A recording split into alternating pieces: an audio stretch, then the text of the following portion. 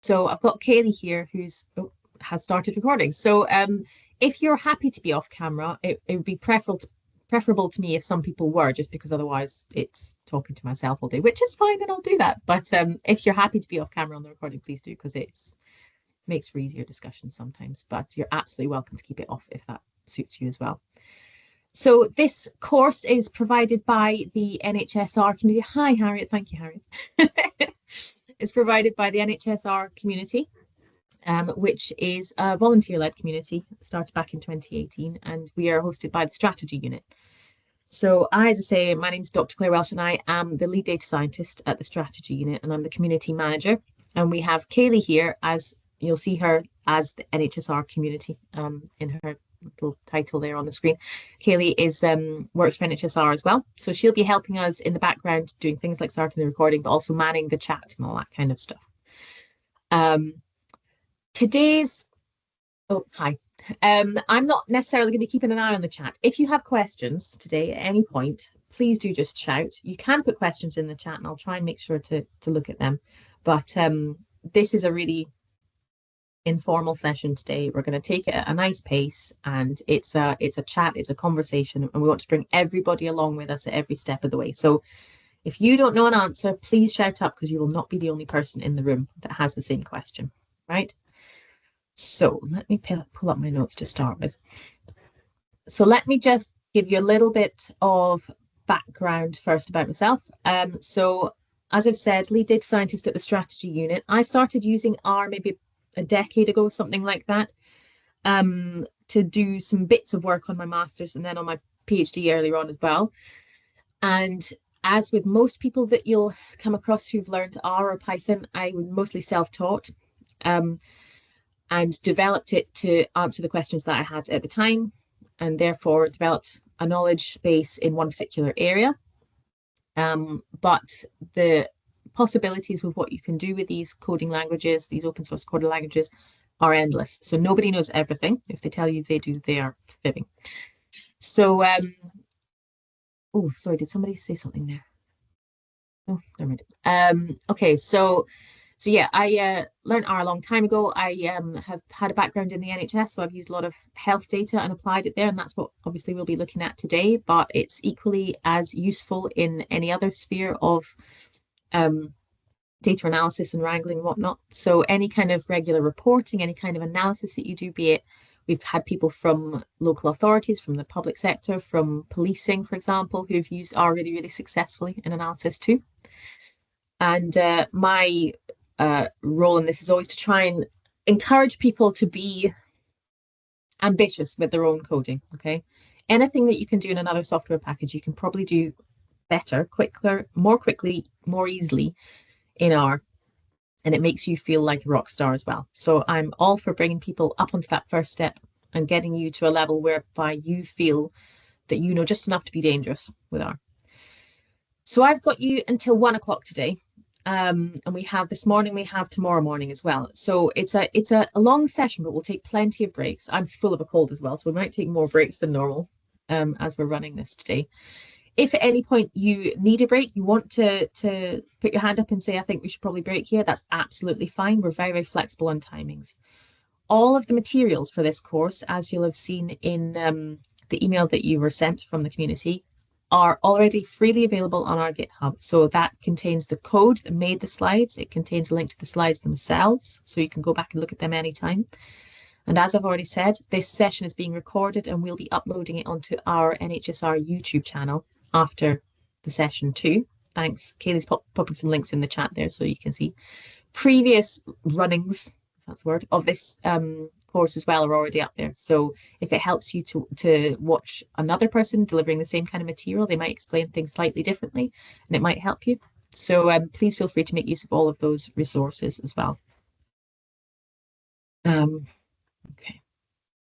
So let me just remind you, please, to speak up if you're stuck. Do not suffer in silence. Some of these things are a little bit confusing to start with, and I really don't want anyone feeling left behind. Everyone needs to come along with us. So stick your hand up, put something in the chat, let us know, and we'll bring you along with us.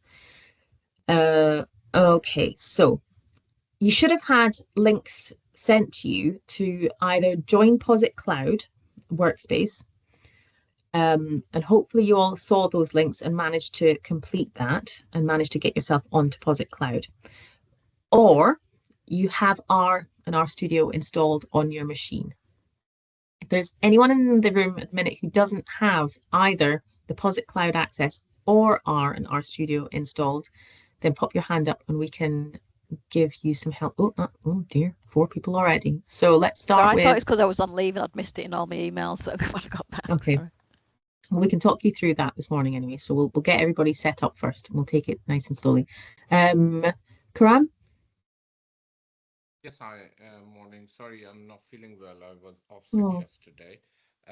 Yeah, I probably totally missed that email. So Okay. my machine has been upgraded. Previously, I had R, but I don't think it's on this new machine.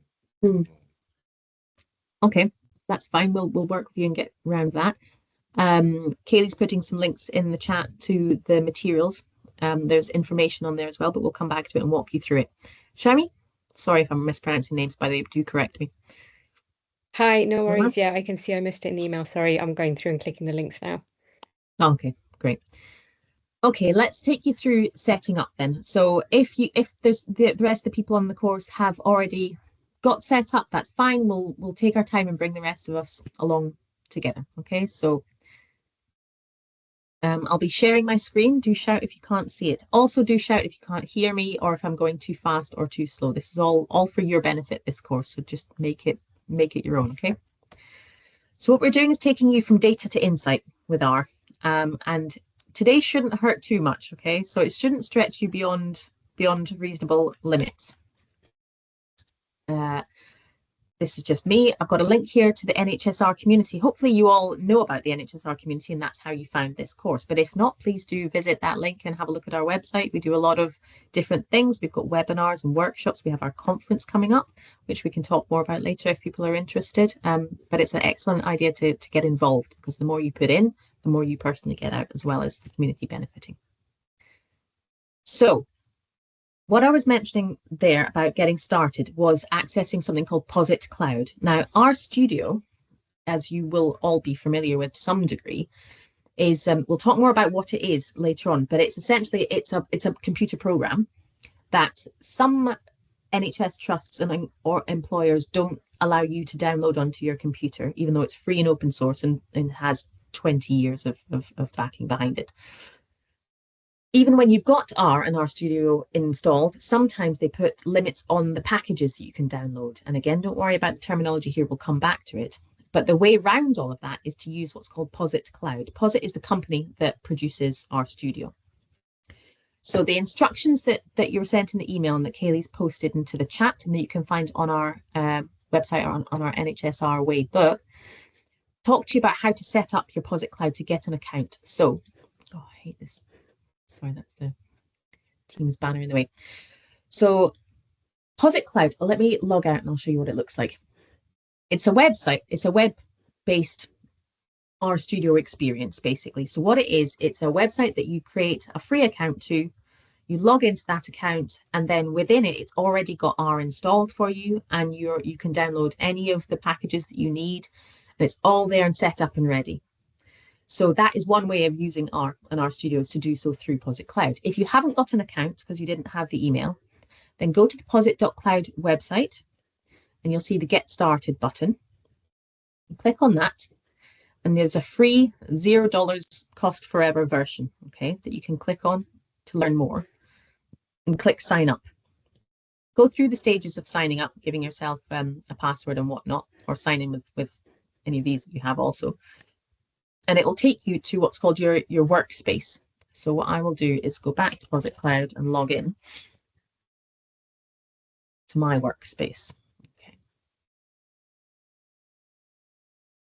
And what you'll see once you've logged in, hopefully, you won't have this intro to our data yet, but you'll have your workspace. Okay. So on this left-hand column here, you can see there's your workspace place, essentially, and any other projects that you have loaded into there, which when you first start, you will have none of. So if everyone can make sure that they've done that much, got into Posit Cloud and can see your workspace area, Let me know if you haven't managed to do that. If you're using R and R Studio natively on your machine, absolutely fine. Okay, you don't need to. But if you're needing to use Posit Cloud because you can't do R and R Studio on your machine, please make sure that you can get into Posit Cloud here. And if you can't, shout up now. I'll give everybody just a moment to make sure that you can do that.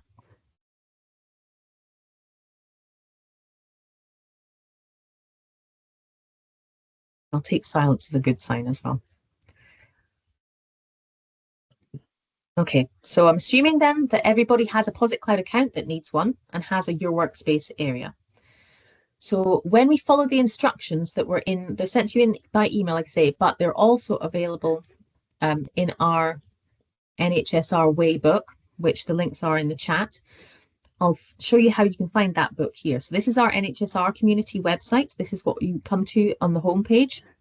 In our resources, we have books, and the first book is the NHS-R Way book, which you click through to open them. So this is a freely available code-produced book, okay, that's on the website here, that has all the information that you need about the training. So let me go to training and Introduction to R&R Studio. So this will be familiar to you if you've gone through these steps to get what you need.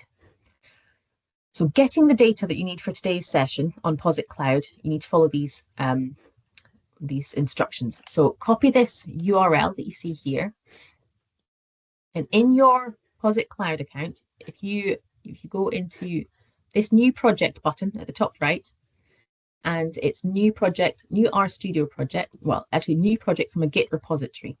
We can talk about what Git and GitHub are later, but don't worry about it too much for now. Click on that and post in that URL I gave you, and click OK. What that's doing is it's going to GitHub, which is a freely available version control code repository site, essentially, and it's taking those data sets down into your Posit area. You should then have an intro R data place in your content. The point when you were going through it, I was trying to find the link to copy it. Can you just, I think I've got the link now. Can you just show me again where I'm supposed to add that to Posit? Yeah, so you're making a new project and you're doing the project from a Git repository. And so you're saying go to GitHub and get the project that's there. And it'll ask you for the URL. Okay, so you can just paste it into there. The NHS-R community intro R data one. I've missed a bit. Hold on. Can you please copy the link into the chat? Yes. Thank you. No problem. Not being able to. There we are. GitHub links all have the same format. So it's github.com. This is the organization, NHS-R community, and this is one of our repositories in the organization, intro R data. And then when you click OK, you should see something like this, intro R data, and you'll be able to see it in the sidebar as well. So give me a thumbs up if you've got to that stage and if you're ready to move on, or shout if you're not. Andrew. For those people that are working with it native on their desktop, whereabouts are we going to get this project up? So when you have a look at these instructions on the NHS-R Way book, the get data own computer instructions is what you need to be following. So when you're in your own version of R Studio, so I'll bring mine up here, and I'll explain what R Studio looks like in all different bits of it later. But what you're doing is you are installing the packages, use this in here. You can copy this bit. This hash makes it a comment. You'll only need to install these packages once, and then you run this bit of code here. So if you can actually just copy the whole thing by clicking this in R Studio, paste them in, but then delete the hash and press enter. And what that'll do is it'll install those two packages, the use this package and the here package, and then it'll do that next part to go and get what we need from could that code get copied into the chat as well? Yes. Mm-hmm. What I'll do actually, I'll copy the link here too, so that you can see these instructions. And I'll copy this code. Karan? Yep, sorry. Yeah, I'm gonna probably drag the class today. I was trying. There's always one Karan, fine. I was just trying to find the link, and thank you. You've copied that into the chat. Where do I've just lost track. Where do you actually copy it inside the Are you Posit using Cloud? Posit Cloud or are Yeah. you using you're using Posit Cloud? Okay. Posit Cloud. So in Posit Cloud, when you want to make a new project, what you'll do, if you get rid of this sidebar by just clicking on your content, and then this new project button comes up on the right. Okay. What you want to do is create a new project from Git repository. And this is where you paste in the URL, which is the web address of that repository. And again, that link is, where'd it go? Is this one here, intro R data. You pop that in there and then you press OK. Have you managed that? Yep. Right. Okay. So hopefully, and we can come back and we can do any kind of individual troubleshooting at any point. Sometimes it's easy if you can share your screen and then we can all help you figure things out as we go along. Hopefully you've all got to the point where you've got a thing in your content, a project called intro R data. So let's click into that. Cloud takes a little moment to sort itself out, to load the project. So give it a second to think. This is usually a lot quicker on your own machine. While it's thinking, I'll just tell you as well, there's other instructions in here about other ways of getting the same information off the GitHub into your RStudio, be it on Posit Cloud or natively. So feel free to read through these again afterwards. And if you have further questions, if you want to try doing it both different ways, that might help you have a bit more of an understanding of what we're doing, where we're going with it. So hopefully you've all managed to load in your workspace the intro R data project. Move that banner out of the way. And what you should see if it's managed, if it's done correctly, is in the bottom right here, you've got a little pane called files, and you should see these CSV files. We've got beds data, capacity AE, TB, TB new table, and tbpop.csv. Nicola.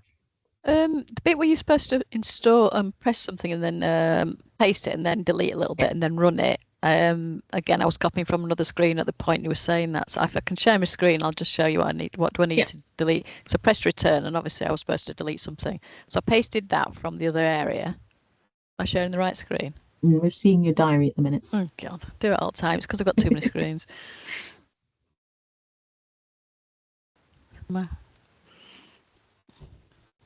It's a problem when I'm in the office. I have to try and get used to where.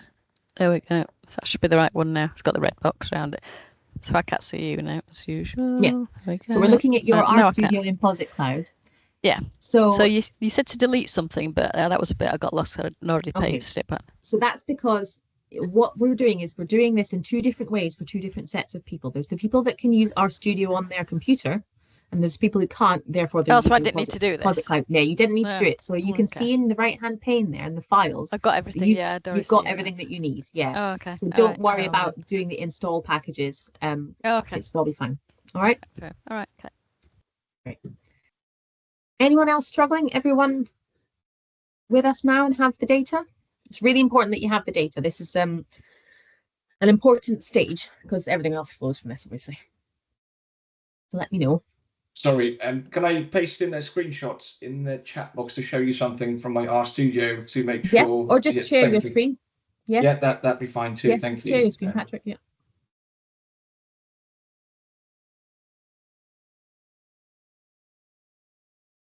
Can you see it okay? Yes, I can. Okay. Oh, I've got some sort of error message and some question at the end. Do you want me to make it bigger? That's you can. It's fine. So it's not an error message; it's a warning message. So what it's doing is it's going away and trying to install all of those different packages that it needs, and that's absolutely fine. That's what it does need to do. So it's asking you, can we delete the zip file? I want you to say definitely. So let's put 2 in the selection and press enter. Done. Okay. So it'll open in a new RStudio session. Excellent. So if you maximize that, you can now see, hopefully in the files pane in the bottom right, that you have all the data sets that you need. Yeah? Oh, wonderful. Thank you. No problem. It always looks a little bit intimidating first because it's giving you a lot of information, but most of it can be ignored. Okie doke. Sorry, I don't think I have the data. Sorry. No, don't apologize. Honestly, this is so important that we all get to... Shall I Yeah, share my please. screen? Yes, Thank please. you. Yeah. We all need to get onto the first rung of the ladder. This is why we're all here. So you can see that is where I run the two lots. Yeah. First one, install the package. Okay. Yeah. And then use this I run both, and it gives me selection. Should I give 1, 2, 3? Seems like. If you just put 1 and enter at the moment, what you've done as well is similar to I think it was Nicola, who is trying to do the instructions for using RStudio on your computer, but doing those instructions in Posit Cloud. So what you need to do is to get the whole project. So if you just say don't save, and what we'll do is if you click on your workspace on the left. Yeah, and what we need is a new project. So go to the new project button on the right. There's a little drop down, and click at the bottom one from a Git repository. Yeah. And if you get that URL from the chat, that was the intro R data URL, I can put it in again to make it quicker if you like. I thought I did try. It is lost somewhere. Okay. So I've put it into the chat. Okay. The github.com URL is the one that you need to pop into that. So if you go back to your Posit Cloud window. Here it is. Yeah, and put that in there and press OK. And what it's going to do is it's going to go and get that project for you and pop that into your workspace. Okay, so that's it. Yeah, and once this is opened and loaded, then you should be able to see what we can see. So let's just wait with you and see if it does. It's having a think. Yeah, I got it. Thank you very much. All right. Great. Well done. Sorry, I know it's confusing, guys, because we've got 2 sets of people, ones that will be doing it locally and ones that will be using Posit Cloud. But now that we're all there, we're all in the happy same place together. So welcome. Okay. Let's go back to where we were. Where was I? Where's my Posit Cloud gone? There it is. And let me share my screen again. Okay. That's great. Thank you so much for people to share your screen. It honestly is really, really helpful. So if you click through some of the links that you were sent as well, you'll be able to see this this bit of a rundown of what we're going to cover today. Oh, actually, I had some other slides I was going to start with, wasn't I? Yeah, so you've gone through this phase if you're using Posit Cloud to click on Get Started, the free version, sign up to it, making a new account on your workspace page. We've done all this. You've put this URL in to get the intro R data into your workspace, and these are the data sets that you should see there in the files pane, and I think we're there with everybody. I think everybody can see those data sets no matter whether you're using RStudio locally or you're using it on the cloud. So what we're going to do today is I'm going to give you a very basic introduction to R and using RStudio, which is the wraparound to make R more user-friendly. We're going to import some data. We're going to do some wrangling with that data, create some charts, and hopefully get to the point of producing a report at the end of today's session. It's not going to teach you everything. And the reason for this is, unlike programs like, I don't know, Excel or other things like that, R is not giving you a button to push for everything that you might want to do, because however many buttons a program gives you, there's not going to be enough buttons for everybody to do everything they want to do. This is why people end up using code like using R or Python or whatnot, because we can then develop our own buttons, as it were, and there's infinite possibilities. So my job today is to teach you enough for you to feel confident to then take that teaching forward yourself. We do leave off at the end of tomorrow's session at roughly a stage whereby you'd feel hopefully comfortable to then do our intermediate R course. We're running that next month, but I think, as Kaylee says, I think next month's one is now full. Hopefully that's some of you guys as well have already booked onto that one.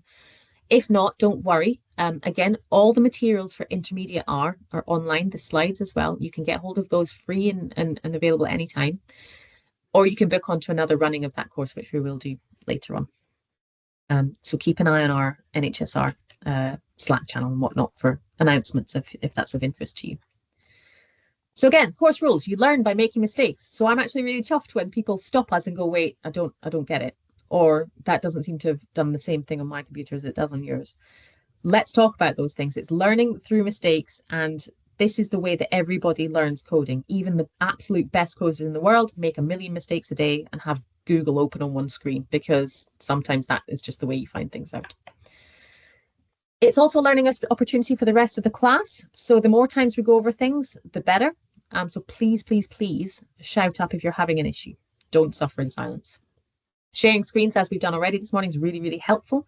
So please be willing to do that. And chip in, shout out, ask questions. Kaylee will let me know if there are questions in the chat, because I'm not going to be able to see it as we're going through. And as I've said, we'll record this session and make it available to you afterwards.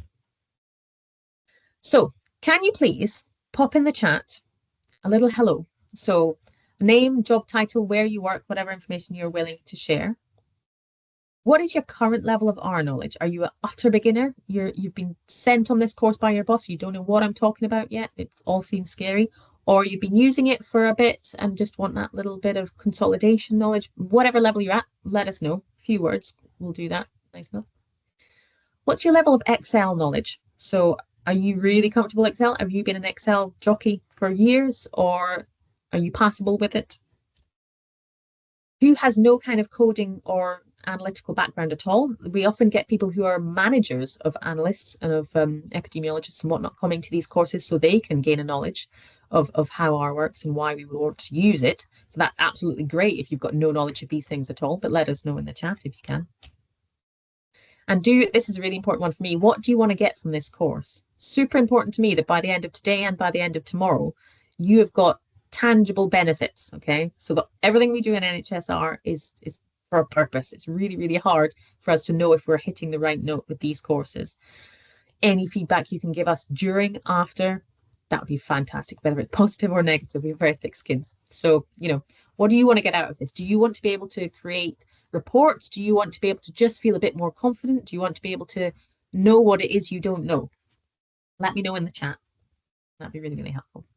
Okay, so I'll give you a moment to do that, I think, before I move on to the next slides. And again, another chance for anyone to shout up if they have questions at this point before we start the slides proper. I think we've got 21 people here, so almost everybody's here. That's great.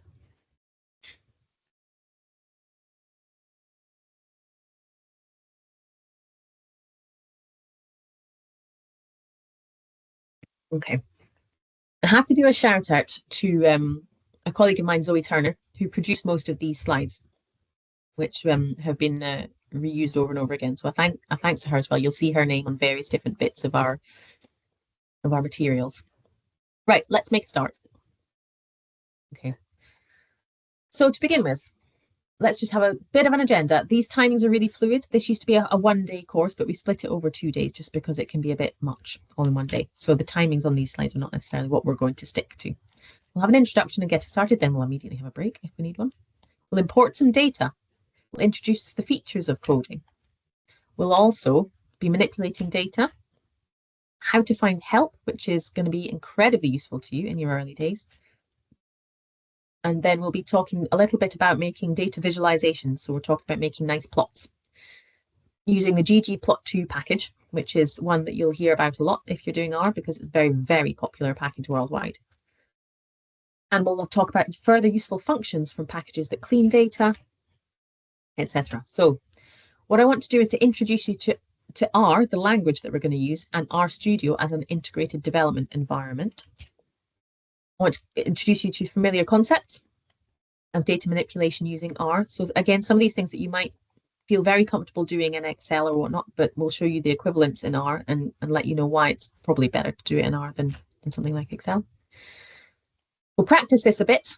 You'll get to do some live coding. I'll do some bad live coding with you as well and show you what I'm doing. And at the end, hopefully we bring them all together into a report, into a quarto report, which is a really useful, tangible endpoint. So I'm hoping we get there. But again, we'll go at your pace. If we need to slow down, that's absolutely fine.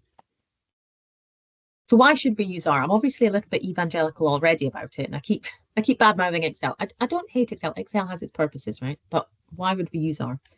The following are links, okay? And I want to encourage you after the session to click on these and have a read around.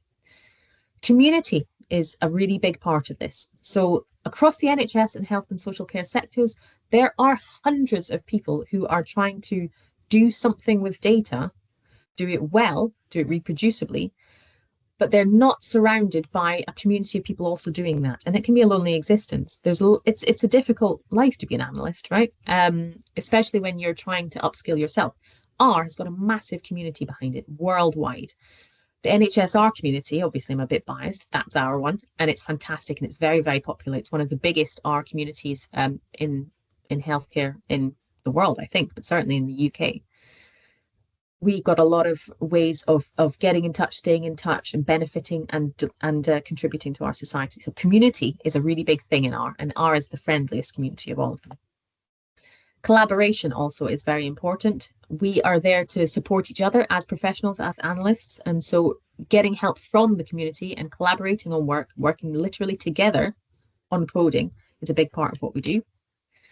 Open coding as well is a buzzword, but essentially open coding is that we who work in the NHS and our health and social care, you can think of it like it's taxpayer money that is funding us to do what we do. So what we're producing is taxpayer funded output.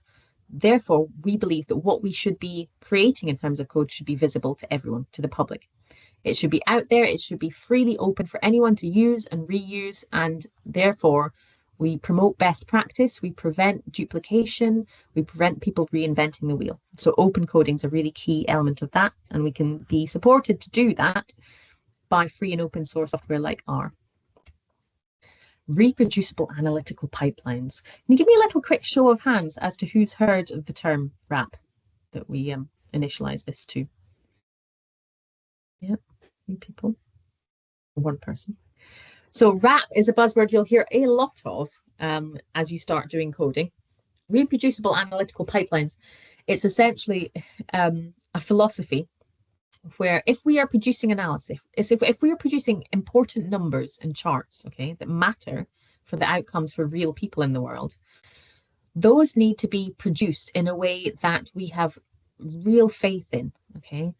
They're not produced based on somebody making scribbles on the back of an envelope and just telling us the answer. They're not produced by somebody clicking on an esoteric set of cells in a spreadsheet that can't be reproduced. Our work should be reproducible, it should be transparent, and it should be a pipeline so that it minimizes the chances of error, of human error, copy pasting error, that kind of thing. So RAP is a really key part of all of this.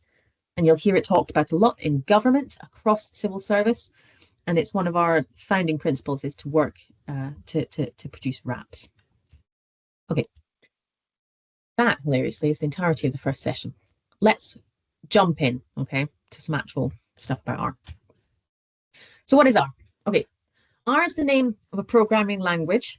So the language is called R, but there are lots of other languages out there. There's Python, there's Rust, there's Julia, and all the rest of it. It's also a program. So you can download and install R onto your computer, and you can run R as a program. But R Studio is a different program produced by Posit, that company that I've said. That's the application that allows R to be more point button clicky. It's a little bit gentler to use. A coding language can look pretty intimidating. You feel like you're in the matrix a little bit. What R Studio is there to do is to make it all feel a bit more familiar and a bit easier to start with. So R Studio is what's called the integrated development environment. So it's basically the place where you use the language. Okay. There is some kind of metaphor here about cars. I can never quite remember what it is, so I'll just ignore it and move on. R Studio opens an R session, okay? So we don't have to think of them separately, but it can help you sometimes, okay? So if people are talking about R, generally they're talking about R Studio as well. So don't worry if those are used interchangeably. Every button that you would press in the R Studio program has code that sits behind it that is executing what you've asked the computer to do, which is the same with every program, but the code behind it, you can use that code too. You can then modify that code. You can essentially create infinite different buttons to push, however you want to manipulate your data and create your outputs, okay? R Studio, the IDE, also works with other languages, so it natively works with Python and whatnot, and you'll hear people talking about using Python. So RStudio is great for that. Very easy to set up, unlike Python. If anyone on this call has tried to start off learning Python, you'll have hit hurdles in the initial setup. It's a bit of a nightmare. However, R, download it, open it, crack on. Very easy to do. And it's constantly being developed. So there's something called base R, which is the original version of the language. Okay, but because R is open source, so the code that makes the language, if you like, is out there in the world, free and available for everyone to do, and it's a community-based effort. What that means is constantly really clever people all across the world are producing more code to do even more cool things with R, and therefore what R can do is constantly evolving at all times. And it's 100% the case that whatever problem you've got and you're looking to try and solve with code, someone else already has somewhere, okay? Which is very cool. So let's open an R session to get started. If you're doing this on your computer, you can open the R program, as we've said already. I'm going to show you it from the POSIT cloud, which is, I suspect, where most people will be. So let's go into our intro to R data area here. And let me give you a quick tour. When it opens up, this is what you typically see. We've got 3 panes here. Okay. On the left, we have what's called the console. The console is basically like a calculator. Okay. This little arrow here tells you that it's listening. It's ready for you to type something in. So you can use this just like a calculator. You can, you know, type in some kind of sum and press enter, and it will immediately print out the answer to you. And you can do as complicated things in here as you like. This is not terribly different from what Excel could do, right? You put in a sum, it gives you the answer. Great, fantastic. Over here, we've got different panes as well. We've got the environment pane. This will show us when we get to that point, it'll show us the things that we've created in the little list, and we'll come back to that later. We've already talked about the files pane down here, and this is showing us a bit the same as what you would see in your Windows File Explorer, for example. It's just listing the files we've got that are available to us to be used. So, okay, so the console is highlighted here on the left, okay? You code directly into it. You can do all your usual mathematical type stuff. And when you press enter, it'll immediately spit out the answer for you. There's a 4th pane that doesn't immediately come up. And the reason being we haven't asked it to yet. What we're going to do is create a new file. Okay, if we want to do a really complicated analysis that had loads of steps in it, we wouldn't want to have to type those in every time individually. We'd want to preserve what we've done so that we could just rerun the whole thing. We do that by creating what's called a script. And we can create a new script in various different ways. There's this little icon here on the left with a plus and a little page. You click down, this is us saying, I want a new file, please. And the simplest one you can do is an R script. When you click on that, we get a blank pane up here. The console shrinks a little bit to make space. And we've got what's called the editor pane up here. So this you can think of like a word processor. We're going to be working with a script a lot. When we save this, this is going to be the file that we will then open up again later on. So this is preserving what we do. So we create an R script by clicking on this little link. The drop-down menu gives us lots of different options. There's also keyboard shortcuts. I think they're different on Mac, so don't quote me. I'm a Windows person, I'm afraid. So everything should be doable via the buttons. So to open a new editor, if you like. Here we have the editor, here we have the console. Autocomplete is really, really well supported in the editor. So when you start typing something in your editor,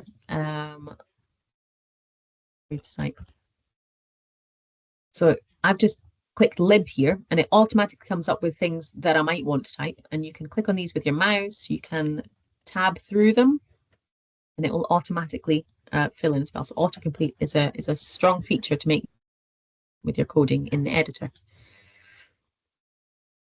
Control Z undoes what you've done, as you'd be quite used to, I think. Control Shift and Z to redo it. And if I show you what we wrote down in the console, a little sum, 4 plus 5, if I press enter here, nothing happens. And that's deliberate because I haven't asked R to do anything yet, essentially, with that. I haven't asked it to run this line of code yet. If I want to run that and say, okay, actually do this sum now for me, please, I can have my cursor pointing on it and click run. And you see the answer spits out down here in the console. A shortcut, which I use mostly, is to hold down Control on a Windows machine and press Enter. And again, that will run that line of code. Everybody managing to do that okay?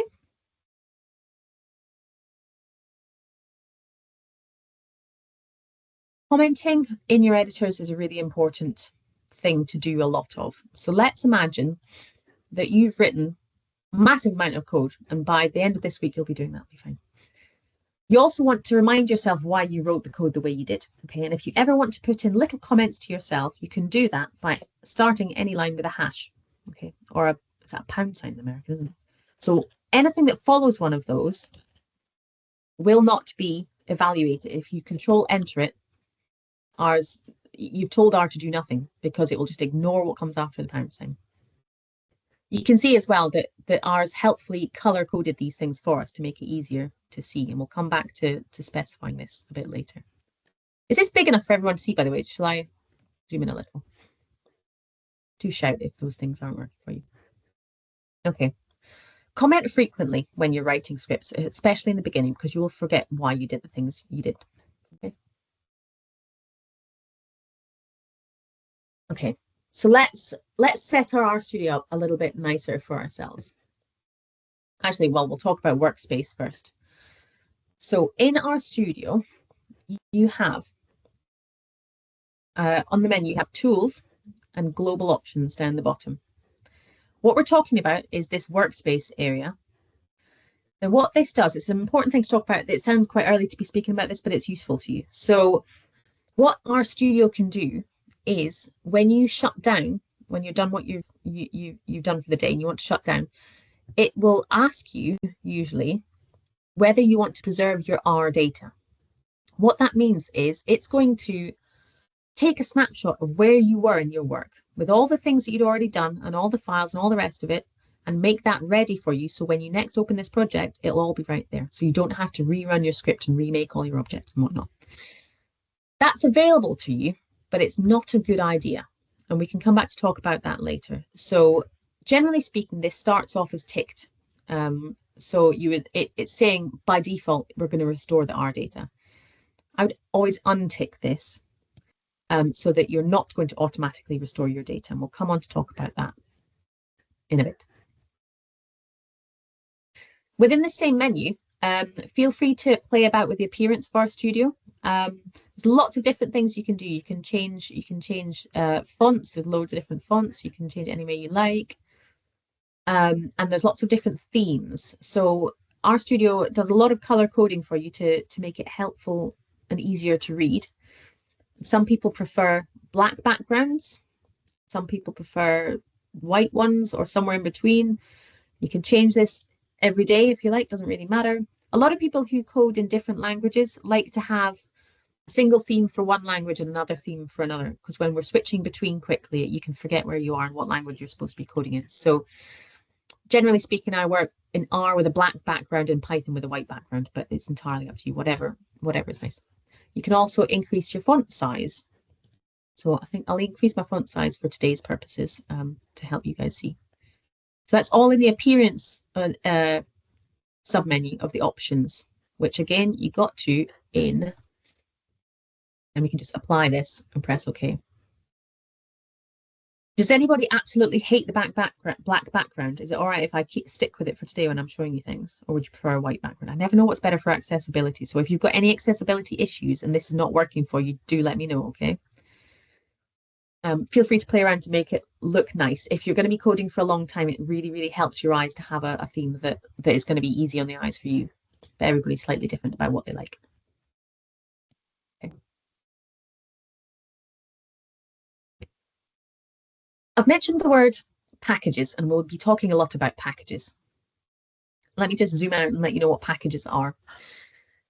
So, like I say, when you download R onto your computer and you install it, R comes with a lot of different things it can do. It already knows how to do loads of different things. But because R is a distributed language and is open source, as I say, people create add-ons essentially for the language. And what they do is they create those as packages. And like this slide says here, they're a bit like downloading apps on your phone. So your iPhone, if you've got one, comes with a certain amount of functionality. You know, you've always got messages and whatnot. But the number of different things your phone can do is only limited by the apps that people have made and made available to you. So if you want to install an app, you've just increased the functionality of your phone massively. Same with R. So on your phone, you would download an app, and you'd open the app, and then you'd be able to use the functionality that provides to you.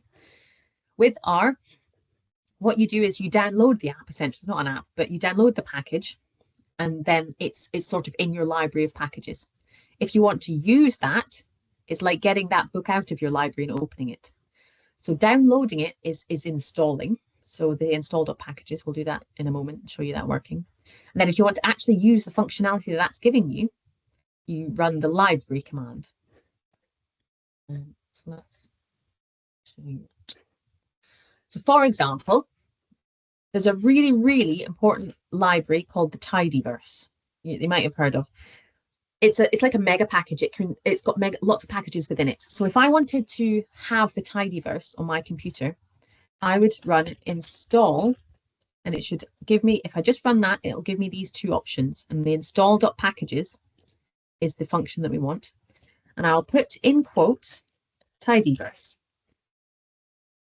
Because this is in the editor, I can press Control Enter to ask my RStudio to install this package. And it'll give us lots of output. Blah, blah, blah. It's doing all the bits and pieces. Like I say, this takes a little while with tidyverse because it's got loads of stuff within it, which is really, really helpful. I think we've got slides on tidyverse later on in this morning's course, so we'll come back to it. Should have installed a smaller one. So this is me going to the internet. It's getting the tidyverse package, like the tidyverse app, and it's putting it into my RStudio. Okay, haven't yet opened this book to use it. Don't know when it's done.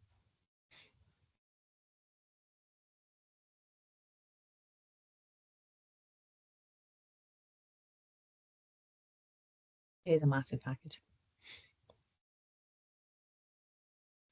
With your particular setup with your employer, they may or may not have controls around whether you're allowed to install packages. It's basically essential that you can install whatever packages you want from reputable sources, and we'll talk about the sources in a minute.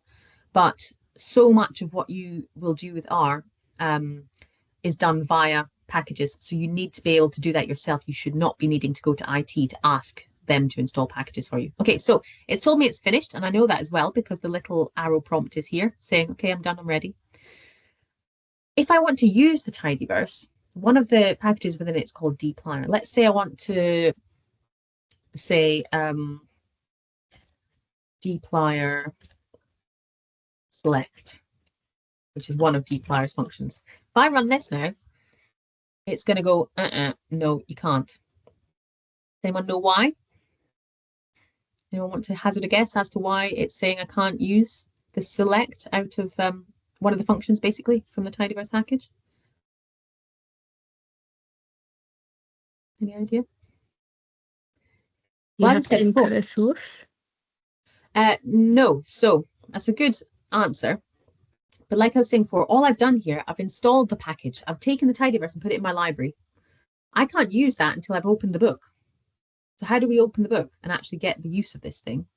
What we do, like it said on the slides, is we load the library by using the library command. So if I put tidyverse like this, and either press run or Control Enter, now it loaded the tidyverse. It always gives you this nice colorful thing. We'll talk about more of what this means later. Now I've opened this book, the tidyverse book, and everything within it is now available to me to use. So again, if I try and do this by Control Enter, well, it's not going to like that because I haven't loaded dplyr. Anyway, never mind. Let's go to the next one.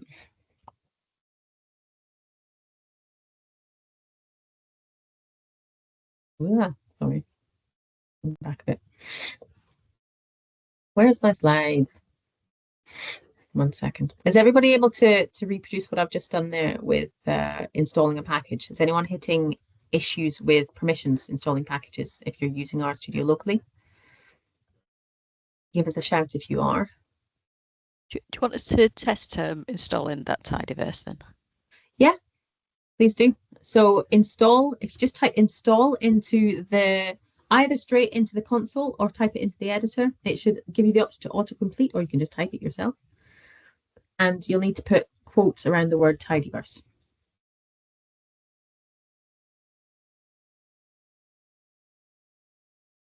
Right. Let me share again. Excuse me. I think we'll go to about 10:30 before the first break. Does that suit everybody? Anybody desperately want a 5-minute comfort break now?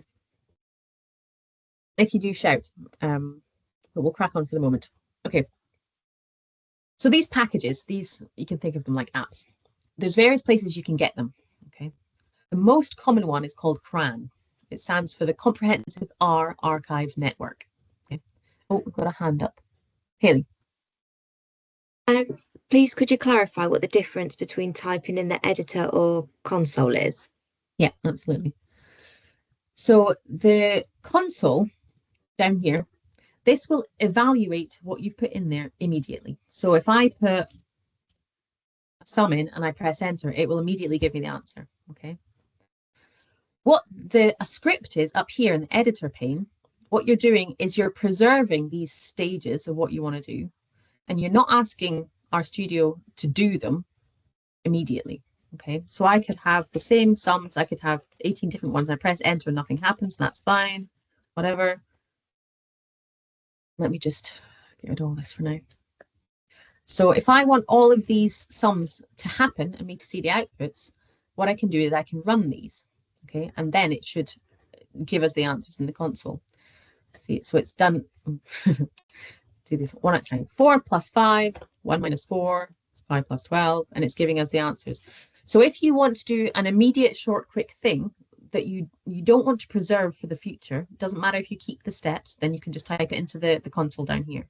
But if you're going to want to preserve your work and come back later, and remember, this is one of the massive benefits of coding, then you can type it into this word processor type thing with your comments. And that will be a file that will live on your computer that you can then open tomorrow and run them again, and it will give you the exact same answers, rather than you having to then tomorrow type these things in again one by one and press enter. Okay. So the whole point is that we're going to create a preserved memory of what we need to do to get to the answers that we're going to deliver to our co-workers. If we did all this in something like Excel, where if you were going to explain to someone how you got to that answer, you'd have to say, well, first you click on this button and then you click on this cell and then you add that to there. And it would be a really convoluted, complicated list of things. If we just write them in here, we've preserved all of that. And when we run it tomorrow, it'll give us exactly the same answers. And that's the reproducibility that's really, really important. So whether you're doing this tomorrow or you're doing this in 10 years' time, you should get the same answers and you remember exactly what you did. And because you've been a good coder and commented everything, you'll know why you did it as well. Does that answer the question? Hopefully. Right. So we'll get back to packages then. So you're going to need packages. Packages are awesome, and packages will extend what you can do with R massively.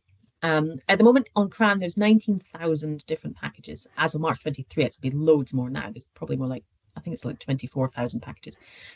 CRAN is where R and RStudio will automatically go when you ask to install a package. Okay, so it will automatically go to CRAN. Let me show you CRAN just so you can see what it looks like as well. Just Google the word CRAN. It looks like this. It looks rather uninspiring, but it's got loads of information in it. So if you go to packages, you don't need to do this, don't worry, I'm just showing you for interest. If you look at the list of packages that CRAN makes available to you to immediately download and install for free on your computer, it is humongous. Okay, and this is why it's got various different ways of looking through them. You almost never need to come actually to CRAN because, like I say, it's default that RStudio will look there for packages when you say install a package, please. The benefits to CRAN are that to get your package that you've created onto CRAN, you have to go through a lot of quality control steps.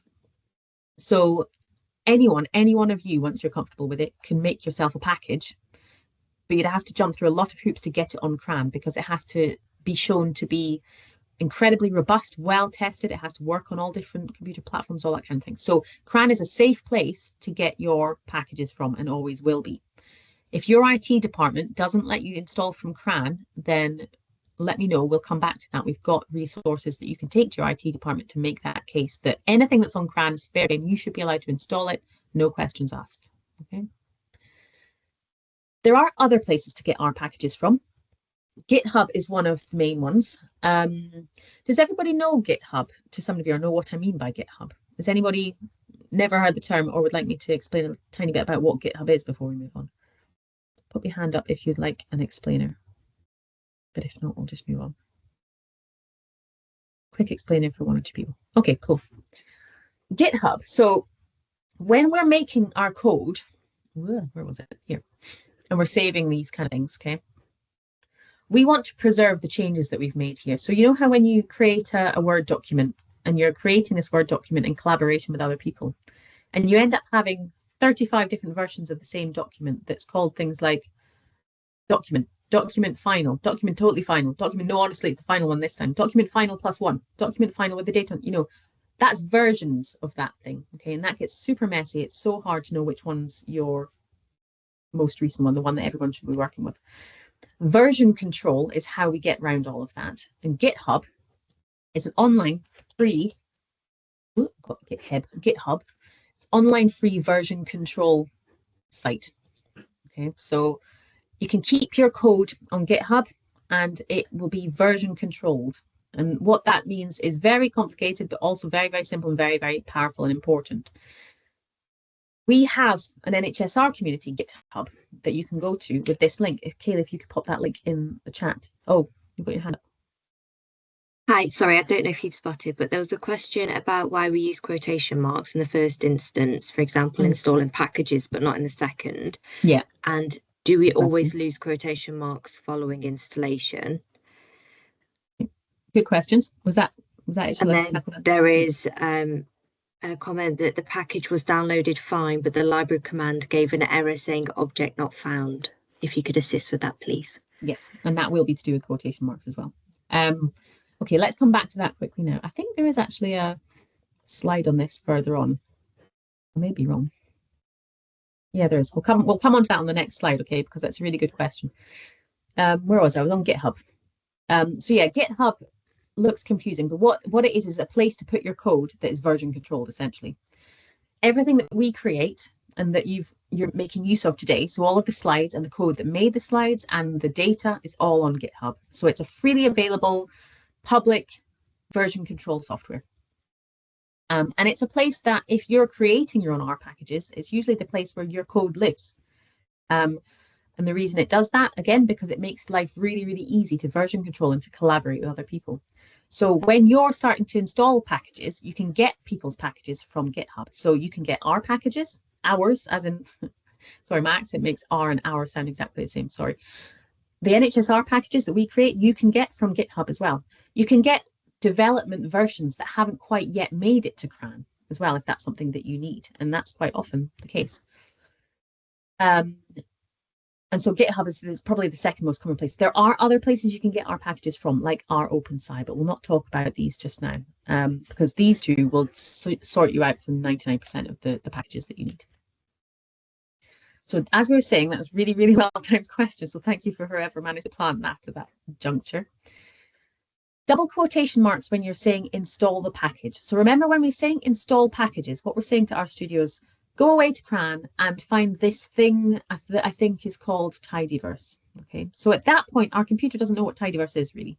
So we have it in double quotes. But R is quite happy to have double quotes or single quotes. As long as what you use at the start of the word and the end of the word is the same, it can use either double quotes or single quotes.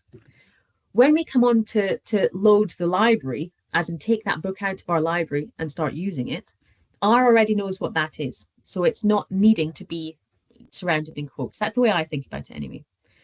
Essentially, it's just basically the way that these functions were created that is to whether you need quotation marks or not. A little bit later, we'll come on to how you find out what the right way of entering things is for other functions. But to suffice it to say that R can cope with speech marks either double or single, as long as they match at both ends of the word. And when you're installing packages, you need to have quotes on it. When you're loading libraries, you don't. Okay. Let me show you. So what this is showing you is there's another way of getting packages than running install.packages. And it's the packages tab here in your bottom right of RStudio. What this will do is it'll show you a great big list of packages potentially that you have on your system, and it'll have a tick in the ones that you've loaded. The R base package should always be there. If I go down now, because I think I did, didn't I, install tidyverse on here. So if I go down, you'll be able to see. Yes. Yeah, so I've installed the tidyverse package. So now this now appears on my computer. So it's available for me to use version 2 of tidyverse. And if I want to install it, I could just tick this. I already have. I've already loaded it. If you want to install a package from me, you can also just use this wizard here, which is kind of useful to click install. And again, you can see that it's saying you want this from CRAN, right? You can also install it in different ways. And then you just put the name in here. And it's telling you separate multiple with space or comma. So you could download lots of packages in here all at once if you wanted to. And then you just click install. This is asking you where you want to install it to. Just stick with the default, unless you want to do something fancy. This install dependencies is important as well. So when you make a package, generally speaking, you will use other already existing packages to help your package do stuff. Those are the dependencies that your package has. And what you're saying here by default is, if I'm installing tidyverse, am I allowed to also install all the things that tidyverse depends upon? Usually you'll need to click yes. Okay, so just keep that clicked as default. So that's another way of getting packages into your system. As we've said, loading a package is equivalent sort of to opening the app on your phone, or actually getting the book that you already own. It's in your library. Getting the book out of your library and opening it so you can actually use what's inside it. And we do that using the library command. And we don't use quotes around this. And that's just because whoever built the library command decided we didn't need quotes around it. Okay, so it can be loaded from doing this, and this is us opening that book so that we can use all the functions that are contained within tidyverse. Or again, like I've said, you can tick the little ticky box that happens in the packages pane within RStudio, and that will load tidyverse as well. When you do that, you will see that this big load of bump here. I think we have a slide that explains all of that. Oh, it's like I've done this before. Right. The tidyverse package. So is everybody happy so far? Any other questions, Kaylee, at the minute? Did I answer all the questions you gave me earlier? The two about quotation marks, but there's a third, wasn't there? Yeah, excuse my son, sorry, he's just crying in the background. It's always welcome. Yeah, so the other was a comment that the package was downloaded fine, but the library command gave the error. But I think you said that was linked to quotation marks. Probably not definitely. So if you've tried putting taking off the quotation marks, if that's what you did with your library command, and try running it without the quotation marks, see if that works. I can't see names, but someone has their hand up. Do shout. Oh, it's Khurram. Hi, sorry, it's Khurram. So I put that message up, but I put the quotation and it said download it fine. But now when I do library and without the quotation tidyverse, then if I share my... Yeah, please share your screen and we'll have a look.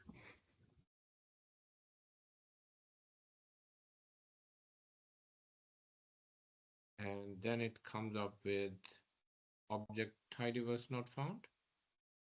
So can you go to your packages pane in the right hand side? So on the bottom right of there's a packages tab that's two along from files. You're on the files pane at the files tab at the moment. And then there's plots and then there's packages. See that? Packages. Yeah. And then if you scroll down to the T's and see if tidyverse is in your list. It's in alphabetical order, so if it's there. Yeah, so tidyverse is installed and that's good, so that should be fine. And you did, so if you look in your console, the bottom left pane, yeah, the last thing you did was just run tidyverse in brackets. Yeah.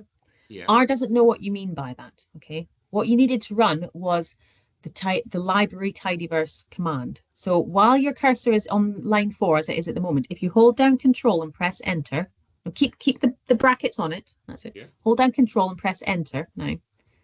And there, it's loaded it, and it's giving you no output because it's quite happy.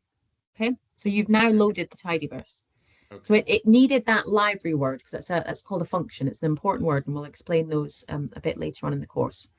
So you can, when you scroll up in the console, which is the bottom left pane, you can see all the history of what you've asked R to do. Yeah. So you can see that the thing just before that gave you the error was because you gave it just a tidyverse misspelled, which it doesn't know what that is anyway, but also just with the without the library word on the beginning. Right. Okay. Patrick.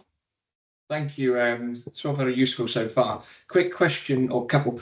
First one is simply running the command in the editor an alternative of opening packages and ticking the box. Is that just an alternative? Yes. You'll find with R and R Studio, there's like 8 different ways to do everything.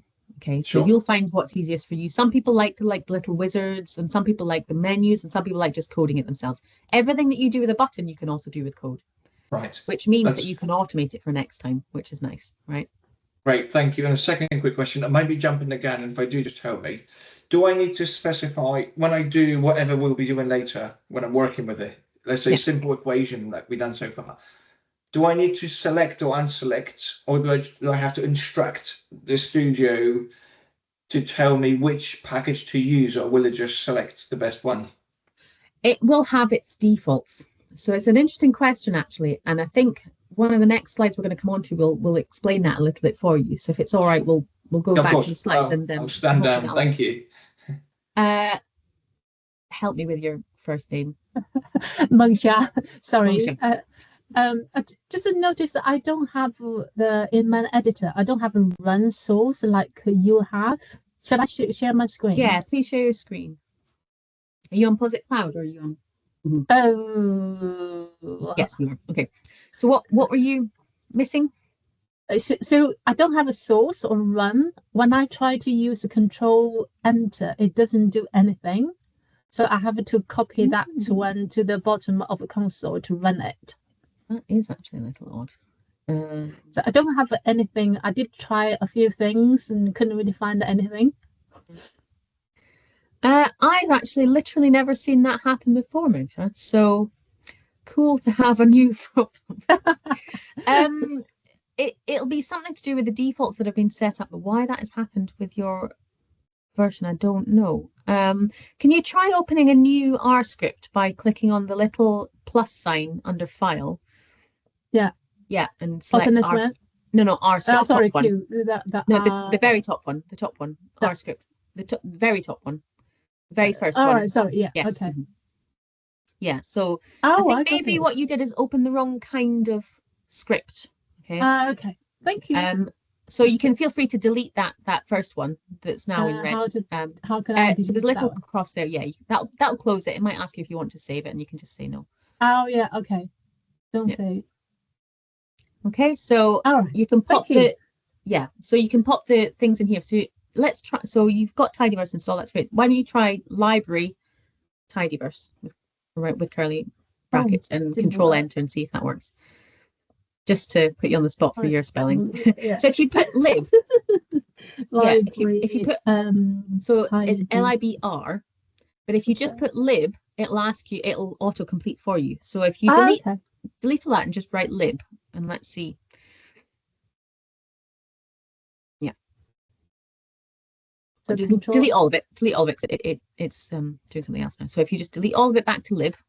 Yeah. And press R because that's the next letter, and then wait.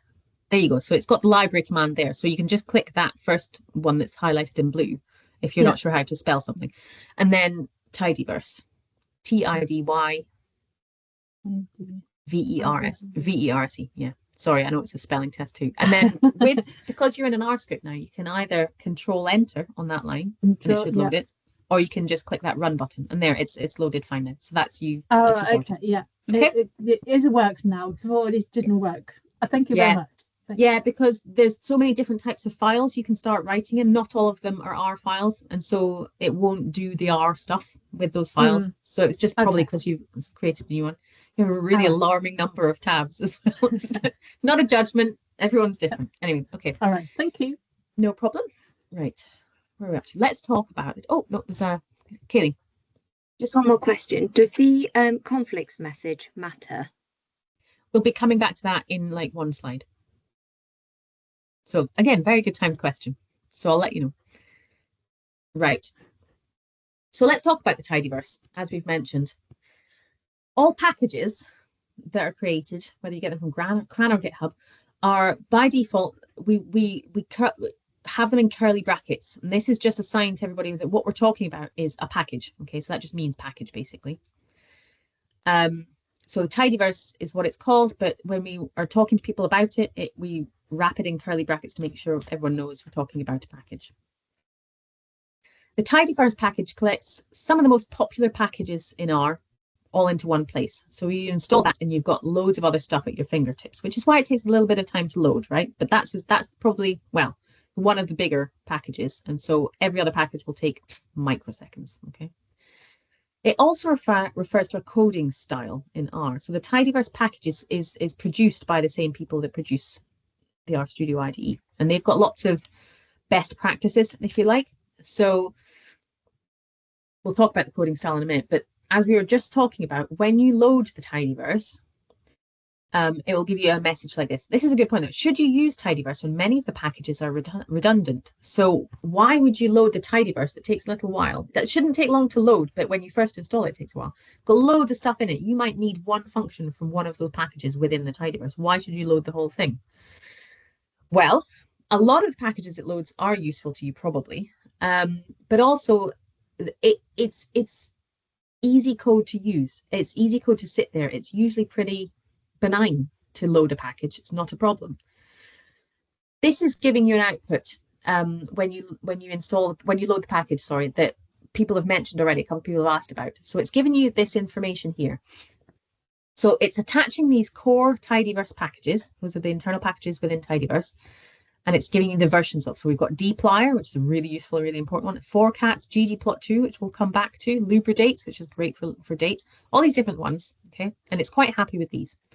And it gives you a conflict message. So what a conflict message is that the things that we can do with packages are called functions, okay? So if you're used to Excel or other coding languages, say if you click the button that says mean, okay, to calculate a mean, what that's doing is it's performing a function. It's taking some input, doing something to it, giving an output, okay? The names of functions from one package to the next can sometimes be the same because they're quite generic a lot of the time. So dplyr, as we've said, is a really, really useful package with loads of stuff in it. It does a thing called filter, and we'll use that later on in the course. But there's another package called stats that also has a thing called filter. What this conflict message is telling you is that when you load the tidy package, we're saying, okay, so there was this thing you were using in the stats package, which is kind of loaded by default, that was filter. But actually, now that you've loaded dplyr in the tidyverse package, when you say filter, we're going to assume you mean the dplyr version. Okay. This double colon is how we say from this package, the function, something or other. So the dplyr package has the filter function within it, which is now masking the use of filter from the stats package. And similarly with lag, because we've loaded tidyverse, we're going to use the dplyr version of lag, not the stats version of lag. This is just a message. You don't need to worry about this necessarily. If you want to force the choice after you've loaded the tidyverse to say, no, I actually do want to use the filter version, you can do that. There's ways of doing that. You probably won't need to a lot of the time. And this is just for information, okay? It's just letting you know that, by the way, if you click filter and you're expecting it to do what stats filter does, it's not going to do that anymore. It's going to do what dplyr filter does. What gets masked by what? Obviously depends, I say it's obvious, it might not be, but on the order that you load packages in. So if you loaded in something that does a mean function, and then, although mean is a very simple thing, you load a different package that also has a function called mean, and it does a different thing. The most recently loaded one will be the one that is used, okay? So it'll mask whatever came before. Does that make sense? Does that answer the question that people had about the conflicts message? Does anyone have abiding questions still with that? Cool.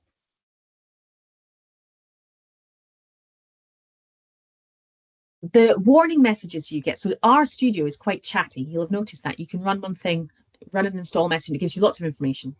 A lot of it is ignorable. Warnings are usually ignorable, okay? They're not errors, they're just information. And in this case, information on versions. So all it's telling you is the package, the tidyverse, it was built under R version, R is the language, remember, 404. And then tidyr was under 403, blah, blah, blah. These automated warning messages can be completely ignored, okay? It's just for information. So all three things are orange in the console sometimes, the warnings, the errors, and everything else. Don't worry about the fact that this might spit out in red language. If it says it's a warning, generally speaking, read the warning. You should probably know what it's saying. Don't worry about it. It's not going to stop your code running. It's not going to stop you doing anything. Okay, that's the end of that one. Where are we on time?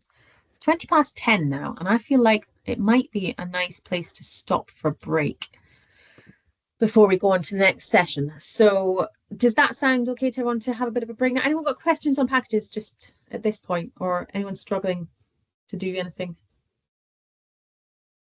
No? Cool. Okay, let's go for now.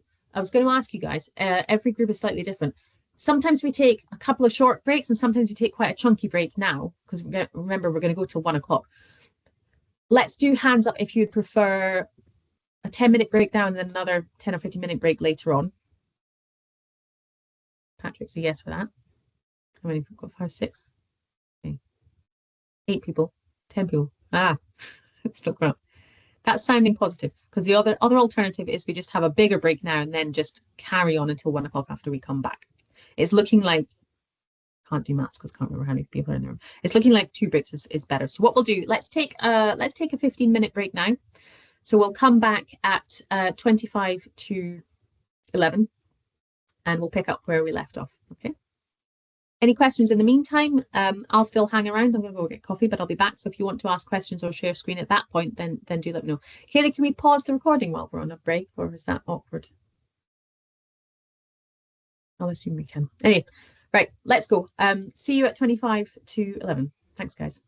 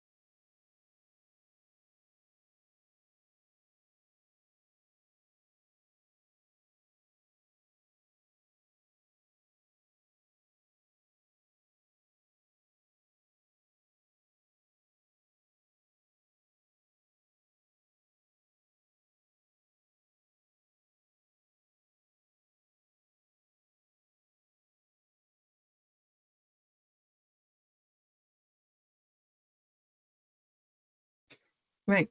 Welcome back, everybody. No idea if everyone's back or not, because obviously I can't see anybody. So we'll just crack on. We might oh, sorry. Oh, hi, Nicola. We might up the pace a little bit.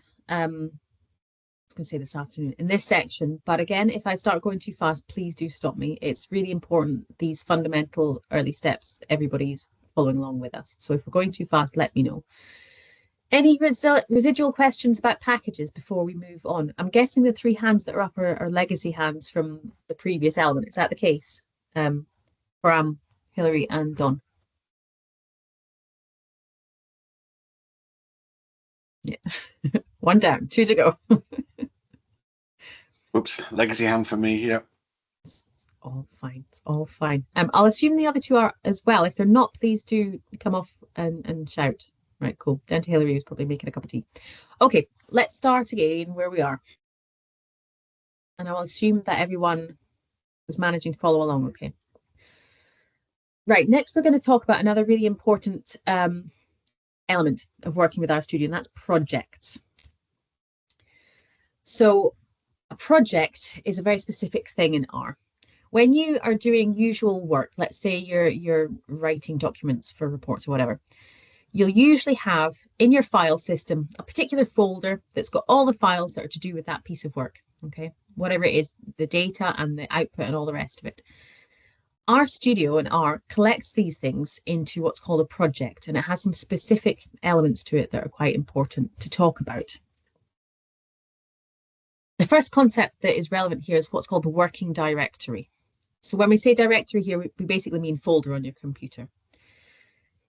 If you tell RStudio or R to look for a file or to save a plot, it will by default look in the place called the working directory. So when you open RStudio, it's going to think that you are in a certain place in your computer, and it usually defaults to your documents area. And you can see where you are, just near that console, by having a look, usually under the console, and it'll tell you where you are. This is usually in the RStudio, in the, resume my project here, in the POSIT cloud as well. Wrong place. So when we're talking about loading files into our RStudio, like loading a data set in, and we want to be able to use it, we need to be able to tell RStudio where it is. And if we don't give it the full file path to where it is, it's only going to look exactly in the working directory, okay? And so we might need to change what that is. You can change the default working directory. I wouldn't worry about doing this too much. It's not something you need to do often.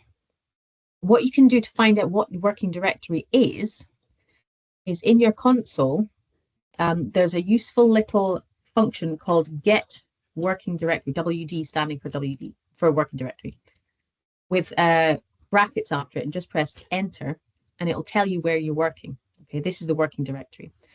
When you're doing it on POSIT Cloud, it should say Cloud Project. When you're doing it in RStudio, when you've opened a new session, let's do it here, get working directory. And this is telling you that I'm working from my C drive at this path here to my documents, just by default. I've just opened a new RStudio session, and so it's defaulting to that working directory. But that is not where I'm going to have all my files, right? They're not just going to be sitting, floating around in my documents folder. So the concept of working directory is quite important. A project makes it easier to automatically tell RStudio where you want to be working, so where to look for those files when you're calling them in. And a project does something called it bookmarks where you are. And it's easy to do this because when you want to share your work with others, say one of your colleagues is going to pick up a project, or you're going to pick up a project you did 2 years ago and you remember nothing about it. When you open what's called a project in RStudio, that is, it will change that working directory from, instead of the usual default in your documents, it will change it to look at the project space, that folder that's got all those bits and bobs in it, okay? And it handles that easily. So if you wanted to share your R project with someone else, doesn't matter where on their computer they save that, when you're talking about things within that project, RStudio will just natively know what you're talking about. I'm guessing your hand up, Kaylee, is about the question that I saw in the chat. Are we typing get working directory into the console? What you're typing is get WD, so it's a little shortcut. Sorry, I made this quite small. Let's just increase this. So the function to get it to tell you what you want, where, start again. The function to find out where your working directory is, thank you, Nicola, is get WD in brackets. There is also a set working directory, and you'll see people who have been coding for a bit longer using that. We'll come on to that in a minute. Don't be tempted to use that yet. Okay. So get working directory. So if I just said save, and I had a file I was going to save, and I didn't specify where to save it, R would automatically save it to this place, okay, which to me is on my OneDrive.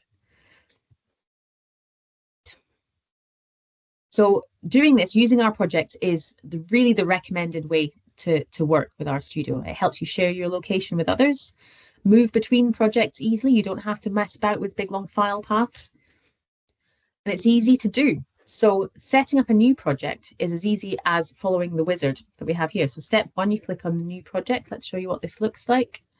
The new project button is where in, oh, it's too big, I can't see anything. So where's my console?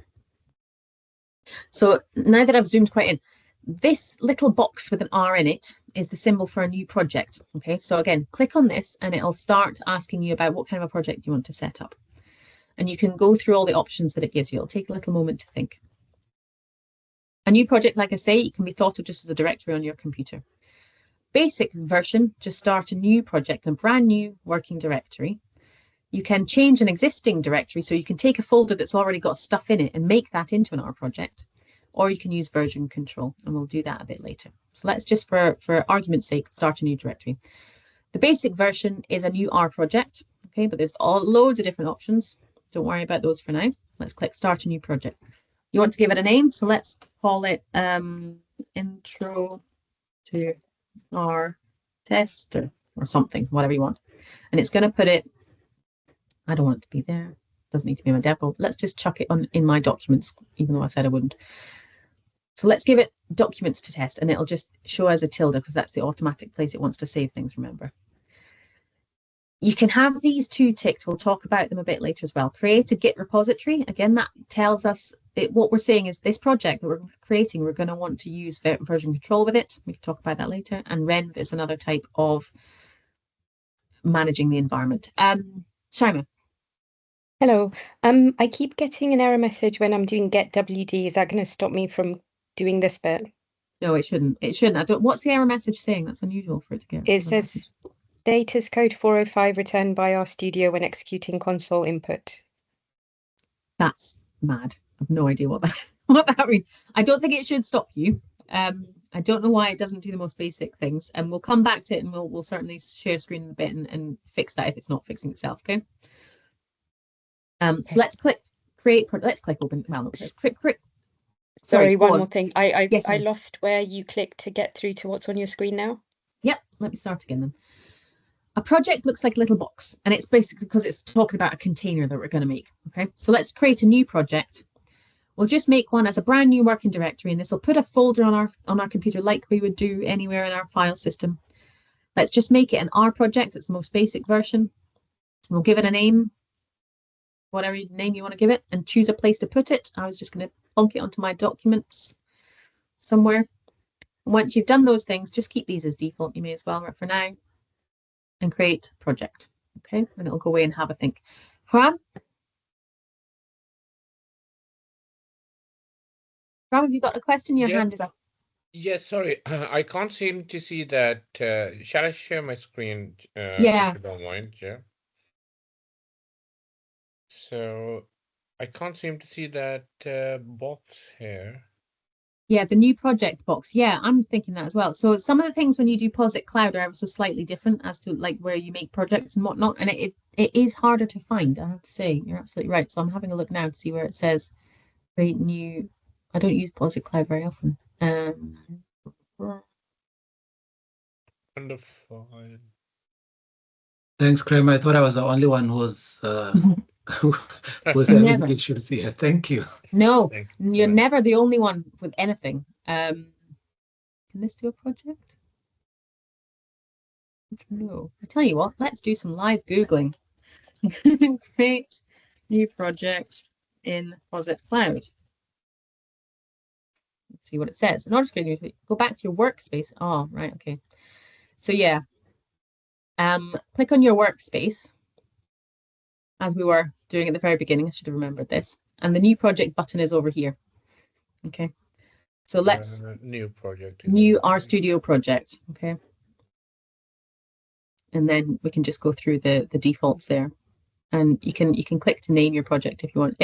Again, it should be very relatively point and click, but it's just where things are is ever so slightly different. Yeah. There's another hand up there, Patrick. Thank you. I'll just show you my screen quickly. I haven't got I'm using the studio. I haven't got this additional tick boxes here. Don't worry is that relevant? about them. No, not for now. We'll come back to them, but you can just create that project. Yeah, you can just click create project there and it should run away and create the project for you. So those of you that have created the new project in RStudio, it will be untitled. You can click here to change the name of it if you'd like to. Those that are doing it on RStudio, where's my RStudio gone? We'll be able to see it loaded as well. Second. Windows. Sorry, did you say that your space were able to add a new project? Yeah. I couldn't find it. So if you go into your workspace, yeah. Without this left-hand panel here, because it hides it for some reason, it's further across on the page when this side panel's open.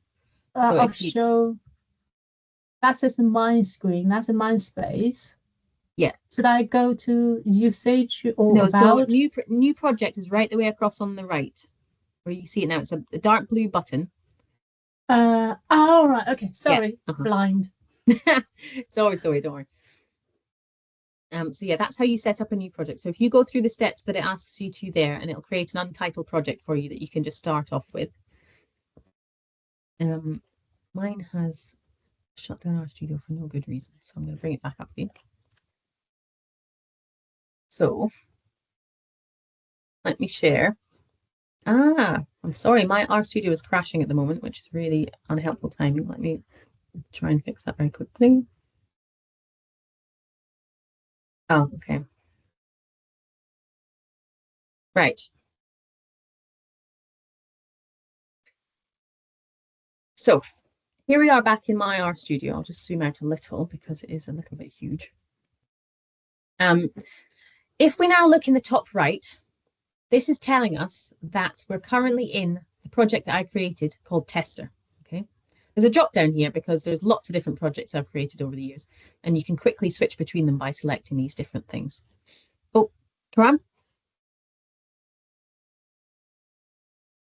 Your hands up, Karan? Yeah, sorry, it just took me to this screen and it didn't give me an option to, so it just loaded this under workspace. So where do I go? So you're already in a project. At the top where it says your workspace / untitled project. Okay. So there's a few ways of knowing that you're already in a project. Okay, so that's one of them when you're in Posit Cloud, is it saying you're in a project at the top. If you look in your files down in the bottom right, you've also got a file that's called project.rproj. Okay. Yeah? So that's the extension. rproj is the file extension of the special file that gets created when you make an R project. So if you're in a folder that has an rproj, that folder is an R project. Okay, so you're already in it, so you've already done the right thing. So you're golden. I don't need to do anything other than just wait for your instruction. Yeah, you're all good. Thank you. Okay. Yeah, so we've been through these wizard steps here to create a new directory. And you'll be able to see it if you go into your files on your computer, opening your directory as you usually would. You'll be able to see, what did I call it? Tester. So here's mine as a normal thing. If I double click into that folder, you can see I've got a Renv folder because I clicked start it with Renv. Don't worry if you didn't. And a few different things in here. The main one that I was talking about is the project file, which is this one. And you can see the file type RStudio project file called tester. That's the project. Okay. So to the slides. So we've created an R project. Hopefully everybody's managed to do that. Shout now if you hadn't. Let's create a new one of a different type called a shiny application. Well, should we? I don't know that we should. I think creating a normal project is probably enough for today. We can create multiple different ones, as you saw.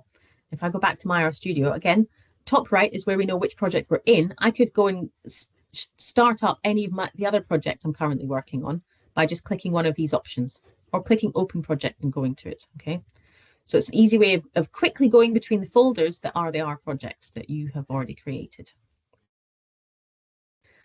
If you delete the R project file, I'll just tell you the answer to this one, you won't be able to open it as an R project. This file, the R project, the content of that doesn't matter to you necessarily. It's a marker for R Studio to know where you're working and that it is an R project. And so the functionality of an R project is then available to you. Okay. Browsing in R Studio. So in the Files pane, the bottom right one, there's a little 3-dot icon to the right of the little R project box icon here. And this allows you to do some browsing. So click on that now if you like. We've got a few different ways of getting back to the R directory if you browse away from it. Okay, and you want to come back to seeing the files that are in your working directory in your R project.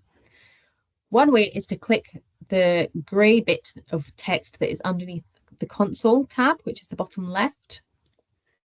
So here. So if we're browsing, we click these 3 dots and we can go to somewhere else on our computer, as you would expect. And then if you go to a folder that isn't an R document, say, oh, which one's safe to show you? Yeah. Templates probably. So if I click open there, it'll take me to that folder and show you what's in it. You don't need to know what's in it really because it's not an R project. There isn't an R project file here. This is not an R project. How do we get back? So like I said, you can click on here if it's grey, you can click to home as well. That'll take you back to your working directory. Once the project has been created and there's an R hex logo appears in the Files tab next to the 3 dots, you can click that as well. Let's go back to our project, yeah, that we created. We're still in it because we're still up here in the tester project that I created. Oh, that's the end of that session. Let's skip straight on to the next one. Now, projects, like I say, it's a way of organizing your files, and you should always use R projects if you can. All the files related to one piece of analysis should live in an R project together. It's like living in a folder. The power of that will become apparent to you later on in this course and later on when you're working. And we'll come on to that a bit later as well. Oh, there's a question. Hand up. Do you want to shout, Sharon? Hi, sorry, just to check, when we're on the POSIT cloud, we can't navigate to our private files, can we? We just basically have to save it in the cloud. Exactly. Yeah. Perfect. Yeah. Thank you. Yeah. Okay. Who's that? Hassan? Hi there. Yeah, I just wanted to check. So, yeah, now that we've created those files in our directory, if we wanted to open up that project, which of the files is it the R project file that we would select, and that would open up our studio and that project? Yes, exactly. Let me show you that. So if I close project just by closing the thing entirely, if I want to open it again, where did I put it? I put it on my documents and it was called tester. I'll go into tester. And again, with the file type, you can see the little box, can't you? Double click on this. What it'll do is it'll run away to RStudio and open an instance of the IDE already in that file. Okay, so the rproj is the way you open the file, the project, sorry, and it'll automatically default to the working directory, which is now within that folder. Okay, and that'll become apparent and useful in a moment. Anyone else before we move on to the next bit? Let's talk about Quarto.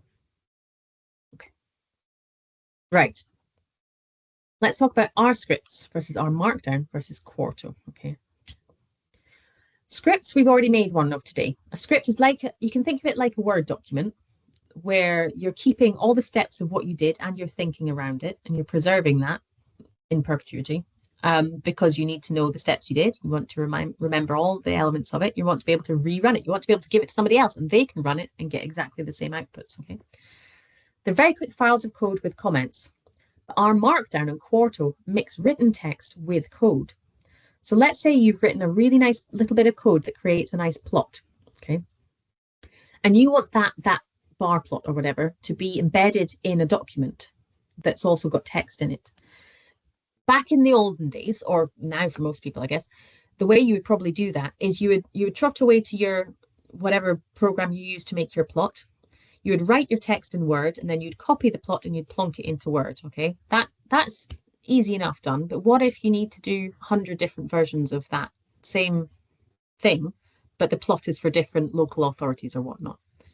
You're going to be doing a lot of copy and pasting. It's going to be very tedious, okay? So the way that we can handle all that with one script that is reproducible is by using R Markdown or Quarto, okay?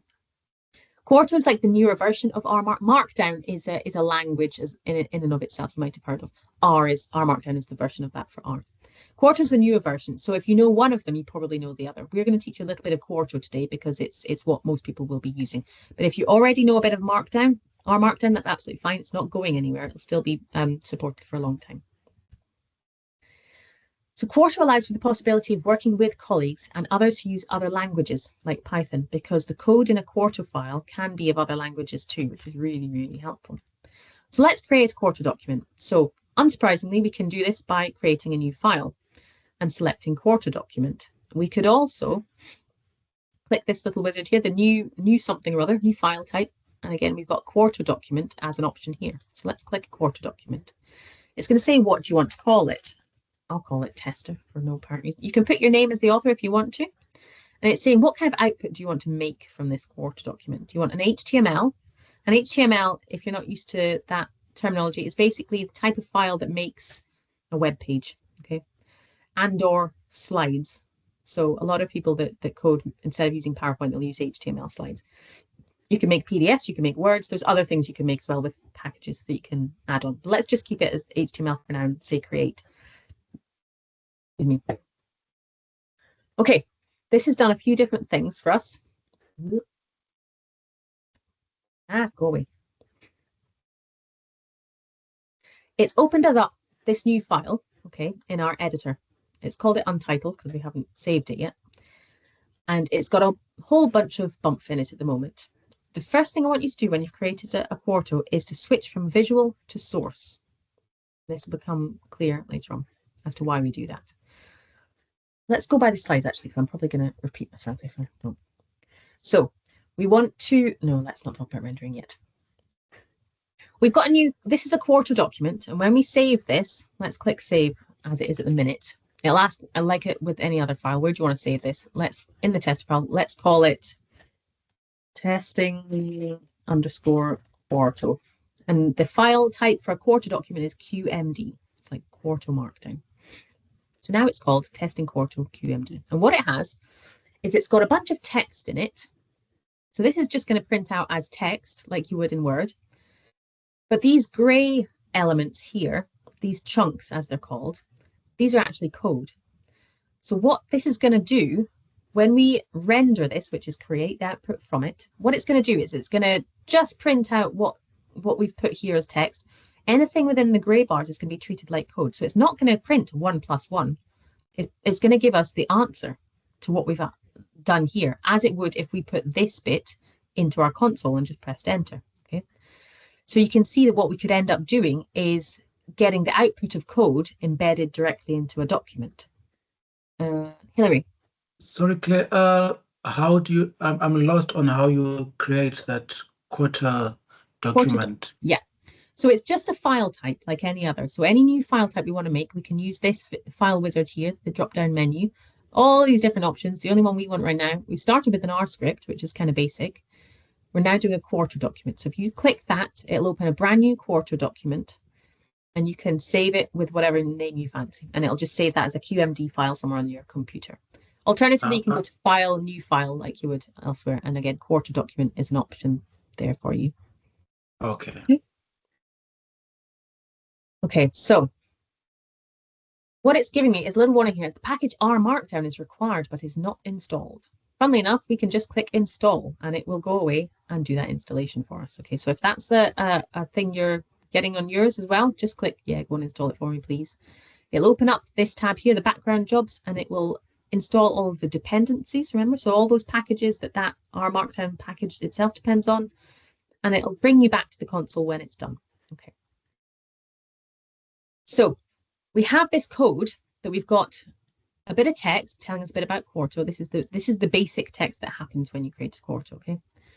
the magic happens when you render this. And rendering means take this QMD document and produce the output I asked you to produce from it. So let's click the render button and see what happens. Okay.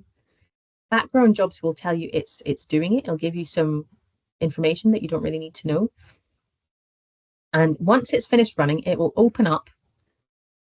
Because I asked it to do an HTML, remember that goes into a browser. It'll automatically open up your browser, whichever one you use, with the output that we've asked it to put in. Oh, there's a hand up. Sorry, Patrick, just shout, guys, if I'm not noticing your hands up. Sorry. Sure, no, not at all. Thank you. I'm just about to share my screen. Somewhere along the line, I've lost the render button. I must have clicked something. What you'll have done is you'll have opened a file that's not a quarto document. So if you open a new file again, you can close this one. Just completely here. So on the left, you've got test quarto. Yeah, you can just close that because we won't need that. And let's create a new quarto document. So the little, yeah, yes. So click quarto document now. And then we'll just go through the steps again. So give it a name, whatever you fancy. Yeah. And then, yes, we want HTML. You don't need to put an author if you don't want. And click create. And there we've got all the bits that you need. And you've got the render button, which is beside the blue arrow. Okay. So let's click that. Let's click render without changing the file. Here it's asking you, where do you want to save this QMD? Because you haven't saved it yet. So if you just type a name for the QMD in the file name and press save. And then that will go away and render it. So it's taking you in the bottom left to the background jobs, which is just it letting you know what it's up to. See program. That's interesting. You've got a default setup that is stopping it from rendering. That's unusual. Give me one sec. Thank you. If you get an error that you don't understand, by the way, actually, let's do this live. If you can highlight that C program thing, the whole sentence, pop it in Google, press enter, and let's see what it says. And share your Google screen so we can all see. Yeah, of course. This will just be a setup on your computer thing. So let's just Google the error. No, you don't need to put Google. Yeah. You can just put it straight into the search bar as well. Okay, so what does it say? CPR is not relevant. It occurs because the command interpreter sees program effect. Yeah, fine, we know that. To fix this, full path. I wonder whether it's saying. So can you double check for me that the file that you saved, the QMD file, actually exists in your file explorer on your computer?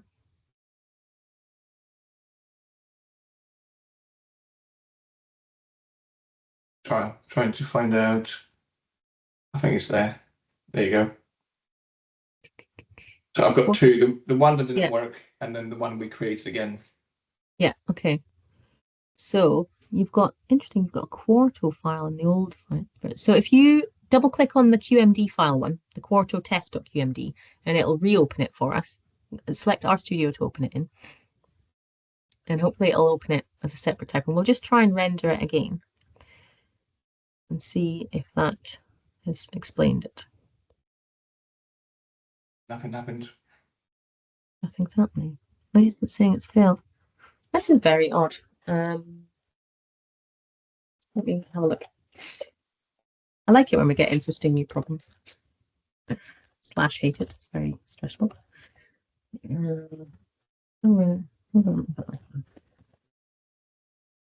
Hopefully everybody else is doing what it's expecting here. Project name and period.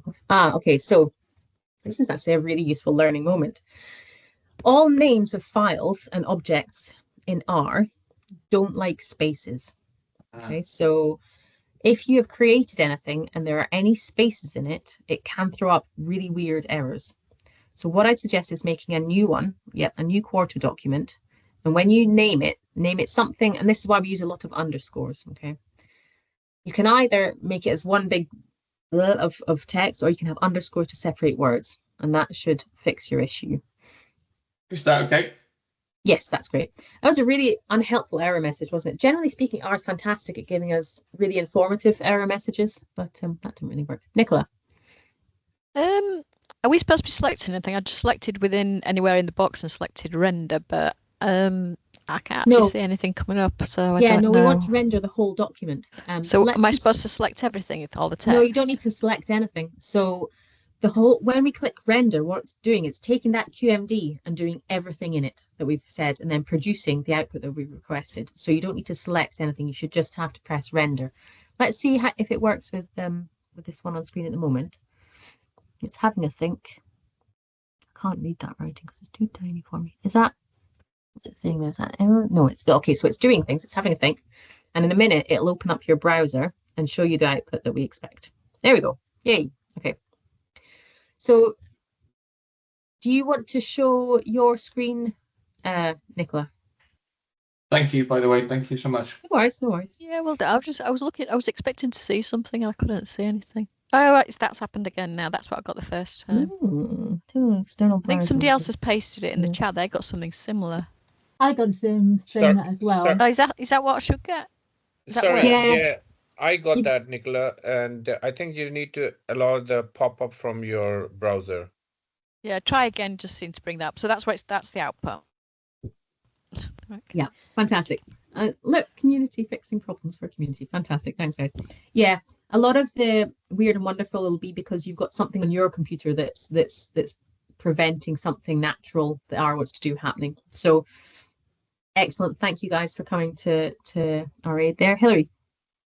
Can I share my screen? Of course, please do. I don't know what I've done wrong here. Okay. So I'm trying to render this because this one has got a space, so it didn't come out. So I tried to remove that. And then I've put this new quarter document. And when I click render, this is the error that I'm getting. Yeah. So let's look at this error and figure it out. So it's saying error in load namespace. Don't worry about that. There's no package called R Markdown. So it's telling you that you haven't got the R Markdown package installed and it needs that to run Quarto. So who remembers how we can help Hilary get the R Markdown package? There are different ways of doing it. Can anyone remember? Install and R Markdown in the brackets. Sure, that's one way of doing it. So if you scroll down in your console, if you click on the console tab in your bottom left, yeah. And then if you type install, it'll ask you, so the top one of those, install.packages, and in quote marks, put the R Markdown name. Yeah, and then press enter. And that's you telling your R, yeah, just press enter there. If you, while it's, yeah, on the console, there you go. Okay. So it's going away now to CRAN, that website that has all those nice, lovely, well maintained packages on it. It's getting you the R Markdown package. R Markdown is relatively big. It's got all these different dependencies that you're seeing come up here. And it's going to go and grab that book from the bookshop, put it in your personal library, and it's done that. Okay. Okay. So now let's try and render it. And it might complain that we haven't loaded it. Oh, no, it's fine. So now it's doing all the things you're expecting it to do. It's having a think, it's going through, and you've got the pop-up problem as well. So whoever fixed the pop-up problem, please let us know how you fixed it. Your computer is disabling pop-ups, essentially, in your browser. So that's a setting. I just pressed try again and it worked. Yeah. Okay, just press try again. It's always worth just having a go with RStudio and seeing. There you go. So there's the output. Excellent. Good. All right. Thank you. We're there. No problem. Everybody with us to this point? Good. Okay. Would you mind just reminding us why we doing this maneuver? What are we getting in the end, please? Absolutely. Thank you for that question, because it's really important if people are losing the will of hearing me speak for too long. So a lot of what we do in health and social care and any analysis really is to create documents. We're not making, pretty plots and doing pretty sums for the sake of it. We're putting them somewhere, putting them in a Word document. We're sending them as slides to somebody else, right? We want to remove all of the copy pasting that you've done your whole life to create those things. We've shown you this morning how in RStudio you can create the numbers that you need, create the plots that you need. Perhaps we'll come on to that a bit later. But how do you easily embed that into a document with also the words that you need for your report? Okay. Quarto and or R Markdown is a way that you can do that. if I share my screen again, this thing that has come up is it looks like a web page because we asked it to produce an HTML. What this is, it's got the text on here that we asked it to print out and a hyperlink. It's got it in sections, but it's also got the code that we wanted it to print. Okay. What this will do, because of the settings we've got at the minute, it's just reproducing what we said in that chunk. But if we had said a different thing, we'll come on to this. Here, it's giving us the output of that code. It's saying, okay, so in the quarter document, you wrote 1 + 1. I know if I execute that, the answer is 2. Here's the answer. You can also add options to exclude the code. We don't always want to see the question that was asked. We just want to see the answer. Okay. And so if we go back to the, so what we'd said here was 2 × 2. We'd given this chunk a little instruction. Okay. And we'll come back to this in a minute. Echo is false. Echo is, do you want to see the code question you asked again? We're saying, no, we don't want to see the 2 × 2. We want to see the output of it. And because we've done that, what we've now got is a document. We could have made a Word document of this, remember? It'll have all the text we've written and the output of the code. And if we want to, the code itself as well. So it's a way of creating outputs that have both potentially text, code, and the outputs of code all within them. And we're creating them all with one file. And that file can be given to someone else and re-rendered, and it will create exactly the same output.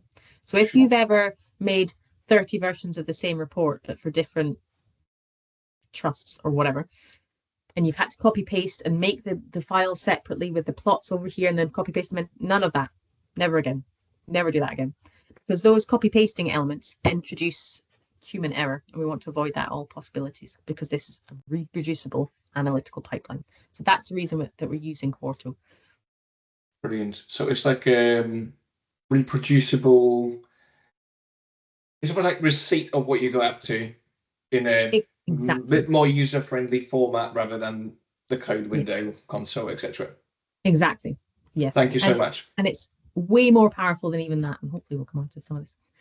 Okay. We're going to have a go yourself now, okay? So don't be scared. I'm not going anywhere. I'll still be here. There's a few little things you can have a go at here.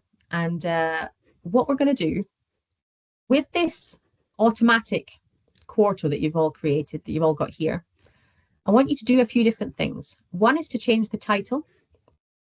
Oh, where did my slides go? Okay, and then render it again and see what output it gives you at that point. Go to the bottom of the existing code, and in the visual mode, remember the visual mode we haven't talked about much. It's switched between here. You just click it and it'll show you, basically it's a preview of what it'll look like when you render it.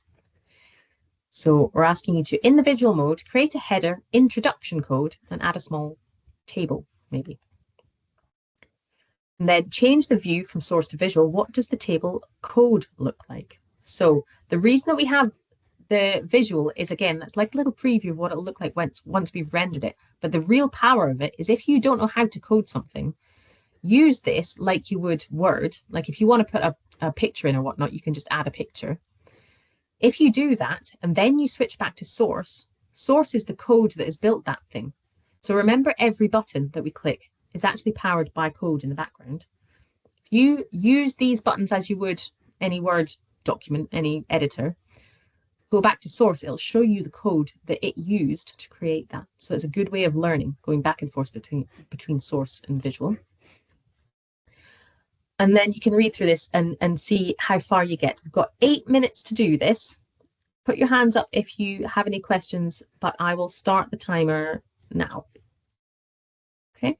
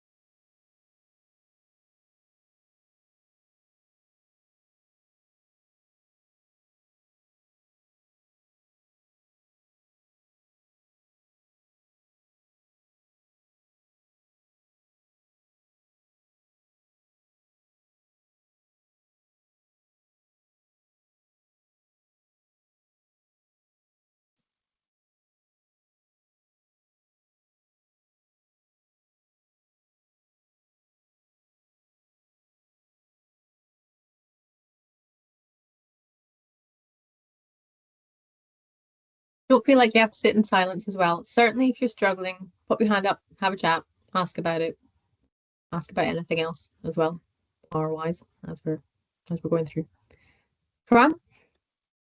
Yep, sorry, just I think I'm doing it right. Can you see my screen? Not yet. Share. Yes, can see it now. Yeah. So Mhm. is this the right place? I think going into visual and to the bottom that's the place where we code. So you're think of this place that you are at the minute like a Word document. So are you on the first question or the second or some other question? I've done the render. It said install, and Yeah. I rendered and then installed again. That's and fine. Then the second bit is like it said change. Yeah. What did it say? Go to the Yeah. bottom existing and in visual create a header introduction code. Yeah, so exactly. You're in visual mode at the minute. So if you scroll right the way down to the bottom of that file, then you can put a new title in. And you should be able to see all the little buttons that actually make it obvious how you would do that as if you were working in Word or whatnot. So the title is supposed to be introduction code. And since it's a title, I would maybe use, you see where it says normal and has a little downwards arrow? That's where you can add in like heading titles and things like you would in Word. So, add a header. Yeah, that kind of thing. Okay, like that. Yeah, yeah, exactly. And then, yeah, introduction code. And if you want add a to, small table. Would that so be from here? Insert. Oh, table, this one. there you Okay, go. brilliant. Thank you.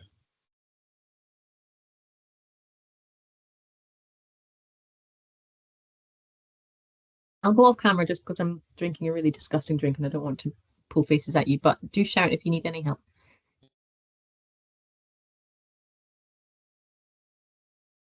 What makes your drink so disgusting?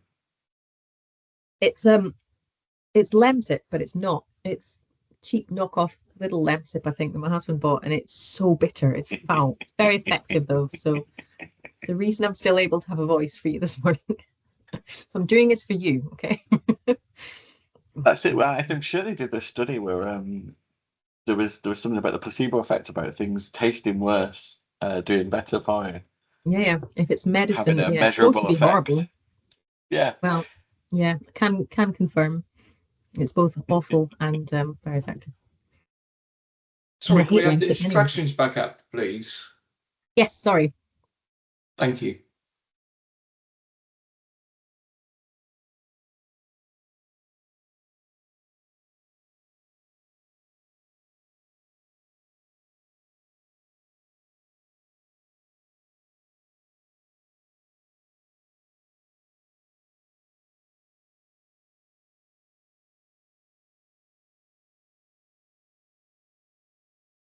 Yes, there's a question.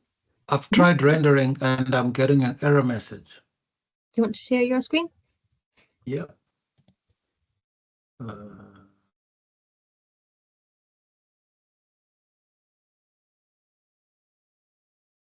I do something? Okay, so if you go up to the very top of your Quarto Tester QMD, scroll right there. Yeah. So That's you see all the mistake. dashes. So all the dashes that are on line 1 there, you get rid of all of those. Okay. I'll explain why afterwards. And then if you can delete those spaces if you like, so that the first, keep the first 3. You need the first 3 dashes. Oh. Yeah, there you go. And then if you save that and render it again, it should work. Okay, that's it. Okay, thank you. Oh, no problem.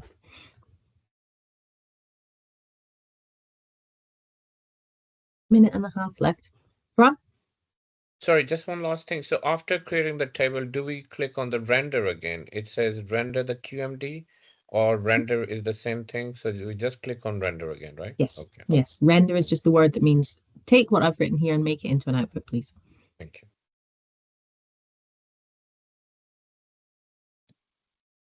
1 minute left. Hopefully everybody's managing to make some progress.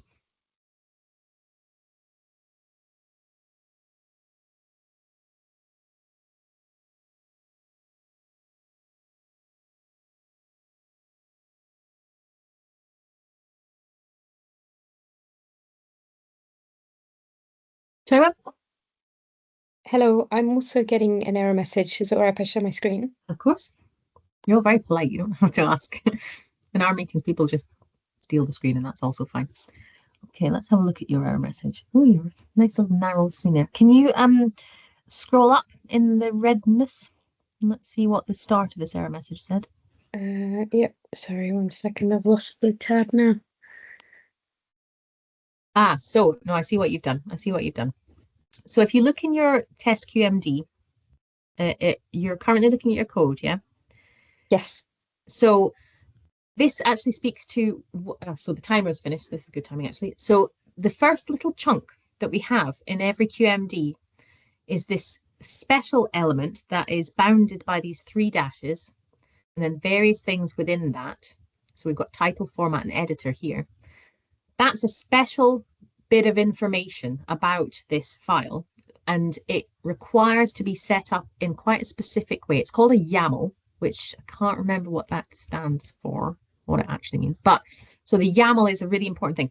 The 3 dashes have to have nothing after them. So I can see that you've popped your introduction code on the same line as the 3 dashes. So if you take that off, you can either leave it there, yeah, that's fine.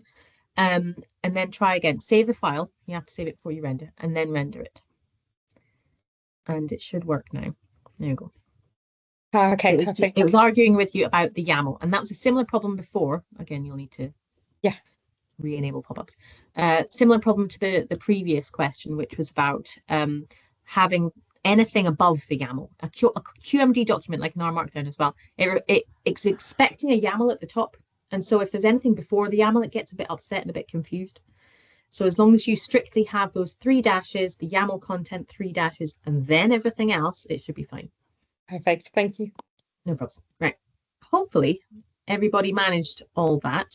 And hopefully 8 minutes was enough time to do it in. So let's move on to the slides. So code chunks. The code sections in Quarto, those grey bits, are called chunks, okay? And they're like little bits of the editor, or even of the console actually, embedded within the Quarto document. The default is for chunks, again, which are denoted by 3 backticks here and 3 backticks at the end. The default is for R chunks and R to be R text, and this is how we know it's R because it has an R. But you can also write code within these chunks in other languages like Python, which might mean nothing to you now, and that's absolutely fine. In your Quarto document, if you, after a bit of text, want to add in another plot created with another bit of text or another set of numbers or something, you can add new chunks in. This little C+ is to insert a new chunk. Again, I wouldn't press it now because I'm in the YAML. Yeah, let's go back to our source. It's always easier for me to look in the source. We don't want to add anything on this line 5 or line 1 because these 3 dashes need to be kept sacred. So let's add a new chunk right at the bottom of my document. So let's click this little new chunk, and these are the options that we can natively add chunks in of different languages. Don't worry about all the rest, just use an R chunk. It'll automatically make this little grey box for you and start you off with your cursor clicking away in between the 3 backticks, and it's telling you we're using R as a language here. So what we type here is expecting it to be R code. You can also use the Control-Alt and I shortcut if you're on a Windows machine. In Quarto Visual, you can type / and a drop-down menu will appear, and the R chunk is the first option. So let's just do that quickly. So in Quarto Visual, if we wanted to add a new one, we'd do /. Here we go. Add a new R chunk, please. And there's loads of different things you can add, as well as chunks. Each chunk is part of a longer script that needs to be run in order to render. So if you want to switch off chunks, as in you don't want, when you render the file, you don't want it to actually evaluate what's in that. You don't want it to process the code that you've put in the chunk. You can again have a little instruction here, it starts with a pound, what's it? Hash, and what's this is called a pipe actually, which is you get by on a usual keyword doing control and then the straight line backslash button. Eval, which means evaluate, evaluation, false. So what it's saying here, if we have this inside a chunk, saying, okay, I've written this here, but don't run it as code when I render this. Just ignore it for now. Yeah. And we've already talked about the other option, which is echo is true. If we want to echo, what that's going to do is when we render and create our output, it's going to repeat the code as well as what the code creates. Okay, we don't always want that.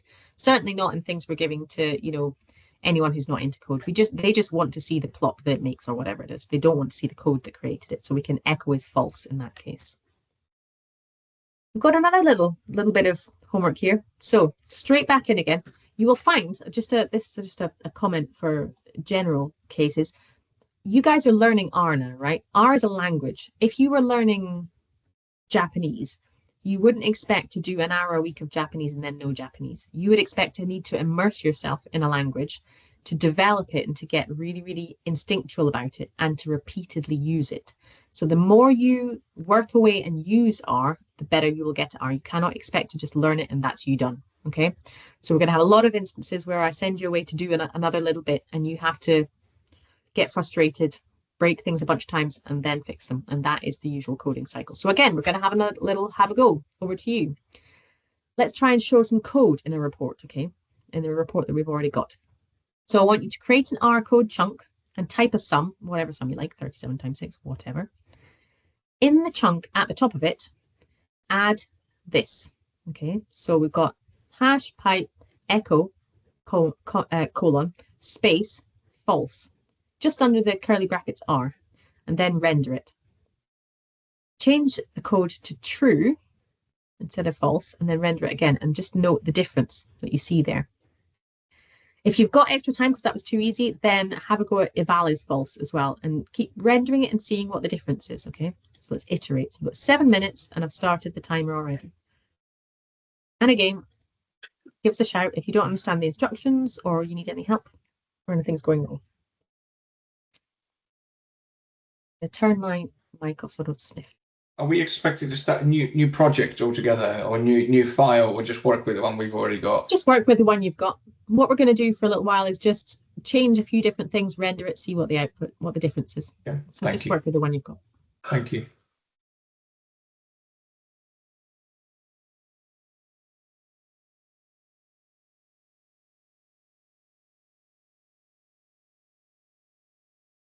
Ram, is your hand up from before or is it a new hand? Oh, sorry. Yeah, just I wanted to check. Is there a space in between echo and the pipe and after before false? Yeah. Before false as well. Okay. Yeah. R itself is really quite forgiving about spacing and that kind of thing, but the YAML is actually a specific language in and of itself, and it really is quite fussy about spacing. So yes, there is a space. There's a space here, and there's a space here.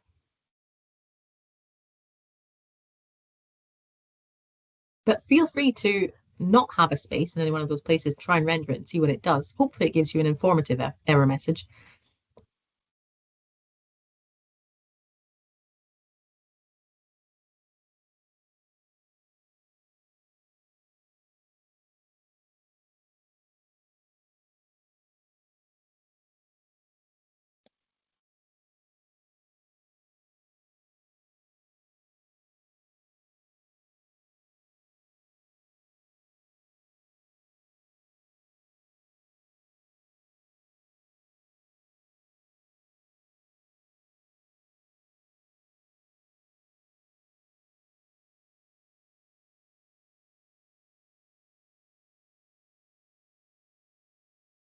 I got an error message.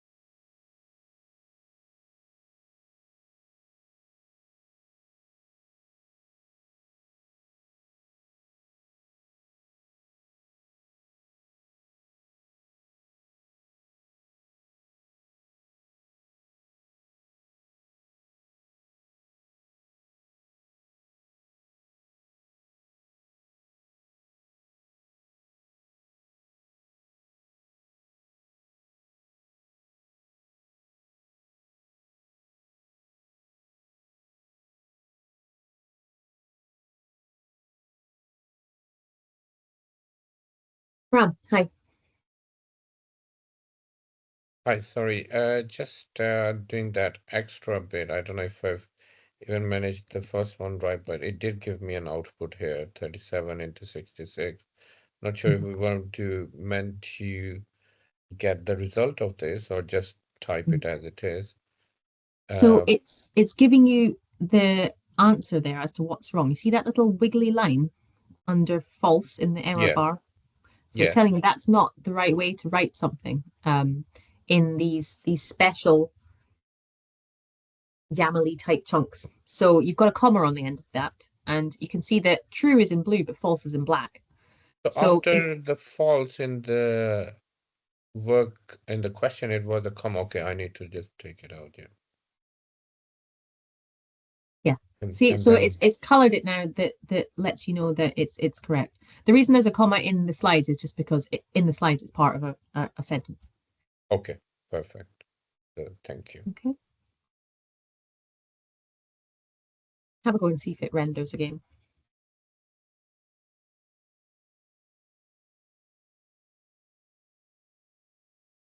If you manage to do all that, oh, Asan.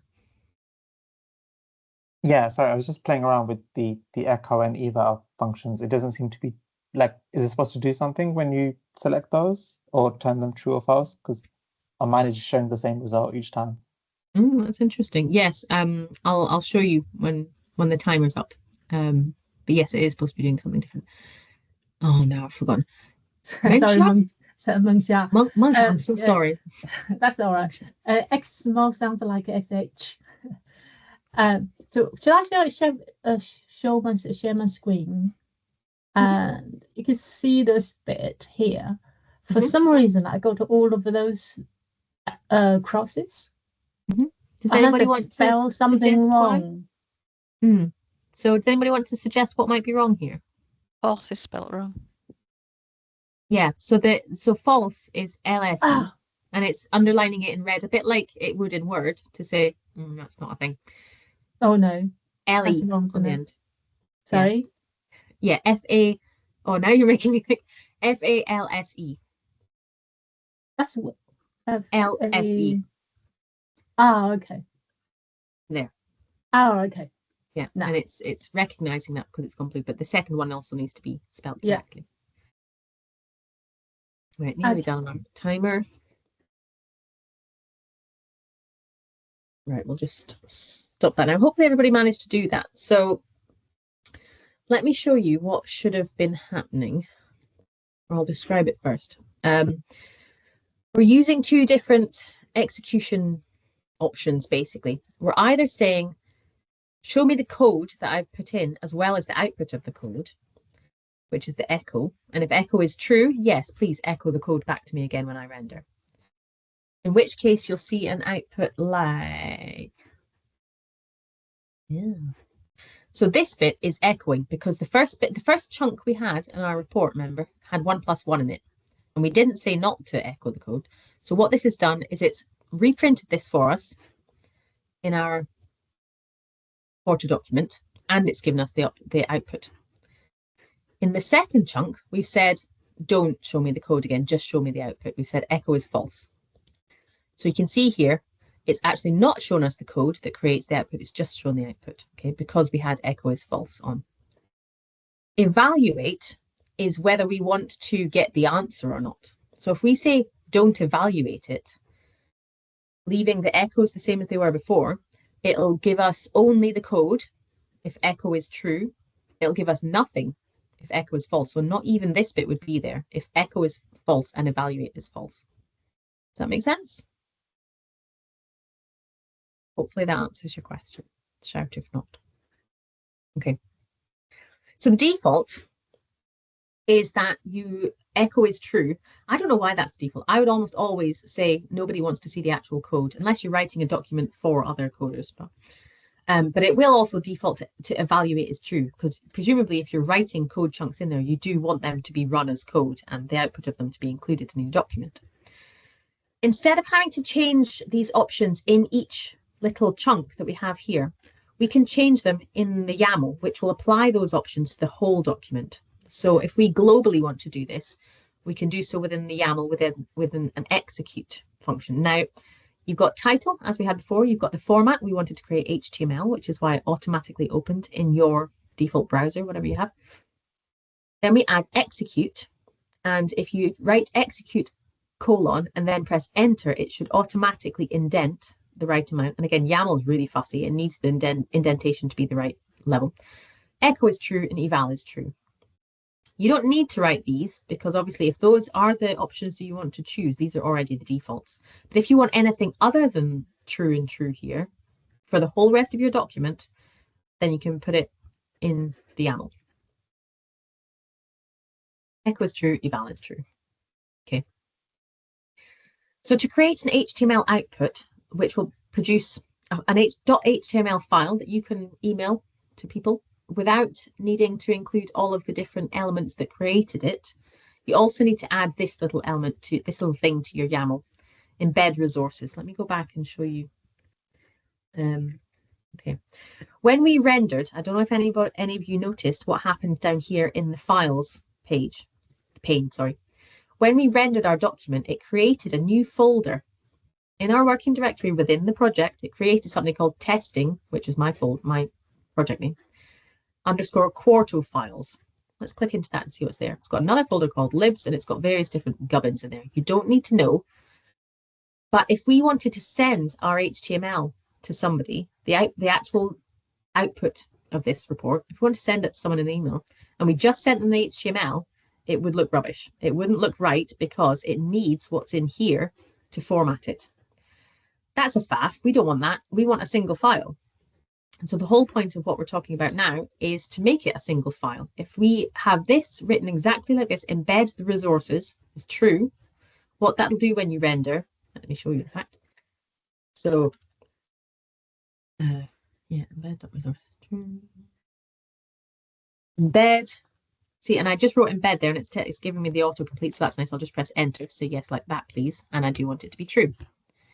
I'll save this document again, either by clicking here or Control S, as you would in any other kind of document. And then you render again. A little shortcut to mention, by the way, is if you click this box, render on save, then every time you save the document, it will render it, as you might expect, given the name of that function. And that can help if you're going to be doing a lot of save and render, save and render, save and render. We're always about laziness in coding. So if we can prevent some clicks, we will. So let's render this and we'll see what happens in these files. It'll create the same looking thing we did before. But you'll see in your files, that folder, the testing quarter files, has disappeared now. And we just have the QMD, which is what we're looking at up here. It's got the HTML, which it has created for us. And in this files bin, you can actually click on this and either open it in your editor. Let's do that for fun. And it'll open this whole bunch of gobbledygook. Okay.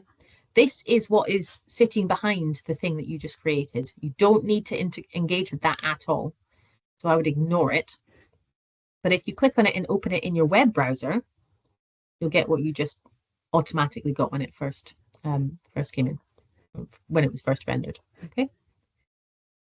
So embed resources is true if you want to squidge all of the things that went into that file into one file, the HTML file, which you can then attach to an email and send to people as you would any other file.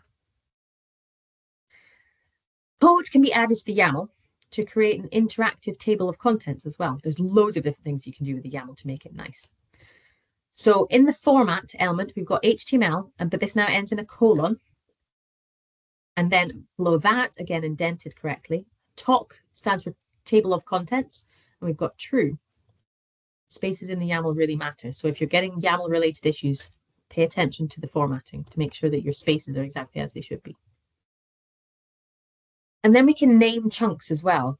The reason we would do this is if we had a super duper big quarter document that within these chunks, it did really complicated. I mean, these can be, there's infinite size, does loads of different things that take ages to run, and you're rendering, but you don't know, and it's taking ages, but you don't know which bit is taking ages. You can name each of these chunks, okay? And what it'll be telling you is it will tell you which chunk it's on while it's rendering, and you'll be able to pinpoint which one is the problem, which one is taking forever.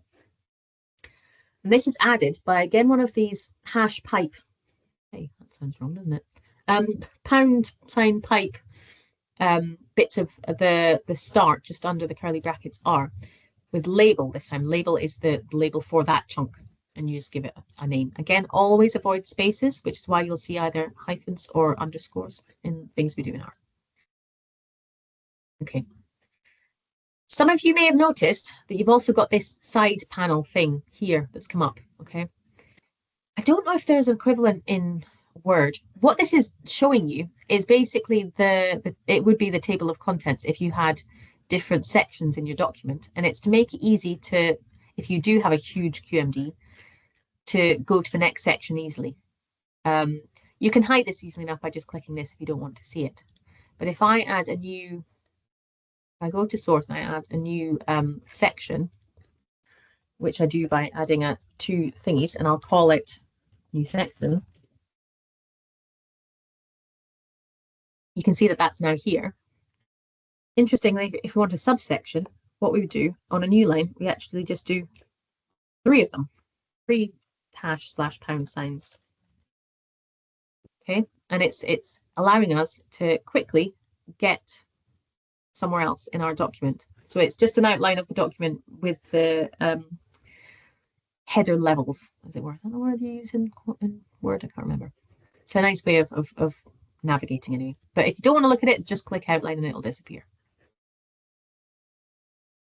Okay, that's enough for that section. Everyone happy with what we've done there? There's a hand up. Asan.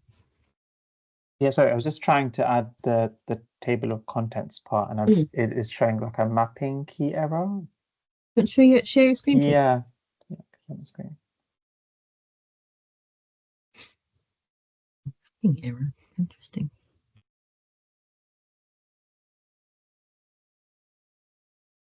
So the reason that it's coming up with an error is in your YAML, you've got 2 calls to format. So you've got format on the second line, and you've also got another format further down. So it won't like that, probably. It could be the issue. One section out. Yeah, if you take the top one out, because you've already specified the HTML talk on the lower one, if you take it out and then re-save your document and then re-render it, it should. Yeah, that's working now. Great. Thank you. Excellent. Okay. Hopefully it's quite obvious to see how Quarter could be useful, but I think this next section will be more use to people. What we're going to do is we're going to load in some data, which is probably one of the main reasons that you're all here. So, again, stop me if any of this is too fast or too slow. So let's get some data into R that we can work with. So there's lots of ways of getting data into R. You won't be surprised to know there's lots of ways of doing everything in R. There's some packages to import all the types of data, and our studio has wizards for just a few of the possibilities to make it even easier for you. We're going to import a CSV. That's a comma separated value. So that's like the most vanilla basic form of data set that someone will give you to work with, or that you'll scrape from the internet or something. And we're going to load that into R and do stuff with it. And I'll show you how to do that. Lots of different ways. Let's use the import wizard to make it easier for ourselves. So we've got an import dataset button that lives in the top right pane on the environment tab. So you should all have that, whether you're in R or in RStudio, sorry, locally or on Posit Cloud. It looks like this. My screen's massive, which is why it's not saying the whole word. There we go, import dataset. Let's click this. It's giving us 2 different ways of importing a text file, which is what a CSV technically is. Either using base R or using the reader package. I can't remember which one these slides want me to use today. Okay, yeah. So there's also ways of importing from Excel, SPSS, SAS, data, all the rest of it. Base R doesn't use any packages, which is nice. It means it doesn't have any dependencies. But it imports as something called a data frame. Whereas reader, again, reader is a package, and then we know that because it's in curly brackets, is built on the base R and creates a neater thing called a tibble. Don't worry too much about that, but it's going to want us to import using a tibble. It's the same thing as a data frame is what you would think of as a table. So it's a rectangle where you've got columns and rows, yeah, and your information is contained within that structure, that rectangular structure.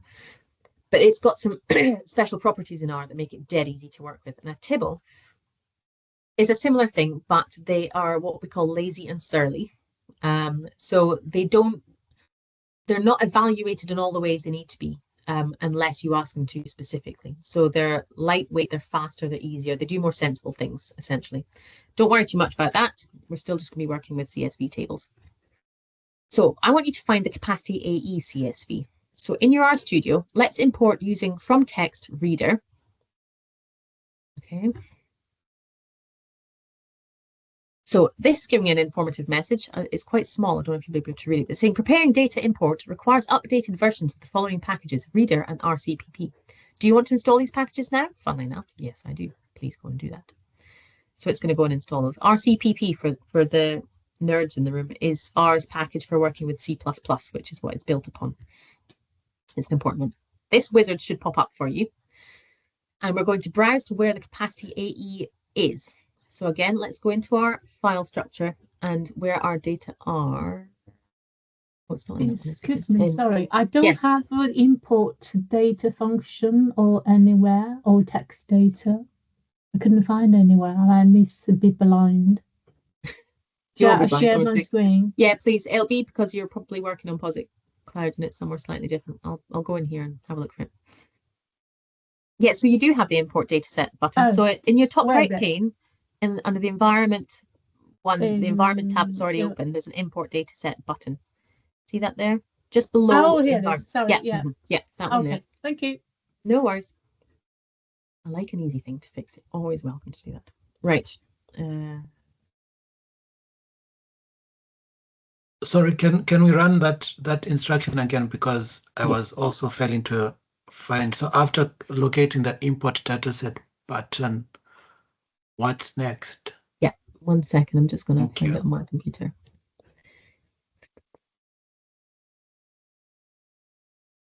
Mine's doing some very strange things today.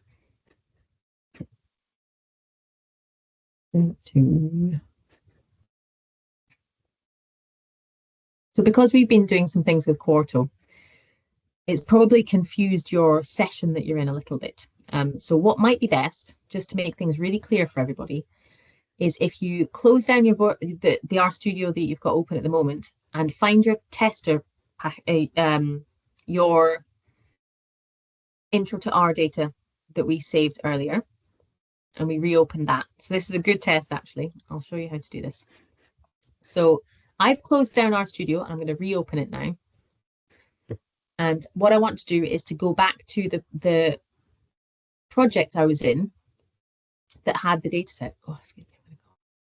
I keep saying closing instead of updating RStudio, and it keeps closing and I keep forgetting. So let's open this. So we created this tester folder, remember? We created this tester project and it didn't have any, that's why I keep doing, that's what I keep doing wrong. I keep not saying remind me later, sorry. I've done this 4 times now. It's saying there's an updated version of R and I keep ignoring it and it's not happy with it. Let remind me later. Okay. So we created this project, this tester project. This isn't where the data live, remember? This is not where the data live. The data live in that intro to R data project that we downloaded from GitHub into our POSIT Cloud or into locally. So on POSIT Cloud, you should be able to be in your workspace and the intro to R data project. So if you're not in there, go back into the intro R data project and you'll remind yourself that the files live in here. And then we've got our environment pane in the top left and our import data set. So from reader, because it's a CSV file, which is a text type file, and we want to use the reader package to get that into our current session. And yes, I want to install packages that it depends upon. Just say yes if it asks you about that. Okay, here's the wizard. Let's browse to, and you shouldn't have to go anywhere to find the capacity AE CSV. It's this one here. We'll click open. This will do a couple of things. It will give us a nice little preview of the data here. So what we can do is just verify that this looks as we would expect it to look. Okay, so this isn't the data set itself. This is just a little preview of it, just the first 50 entries. So it's not going to take ages to pop up this preview, even if your data set's huge. So we can see with this capacity AE that we've got 5 columns here, and they've all got different types of data in them, essentially. It's giving us the title of each of these columns, and it's giving us the type of thing it thinks is in there. Okay, it's got a double, which is a type of number in R. Another double. It's got a logical, which is a true or a false. It's got another double here, and it's got something called D-weight, which is also a double, funnily enough. It's a number. Has everybody managed to get to this point?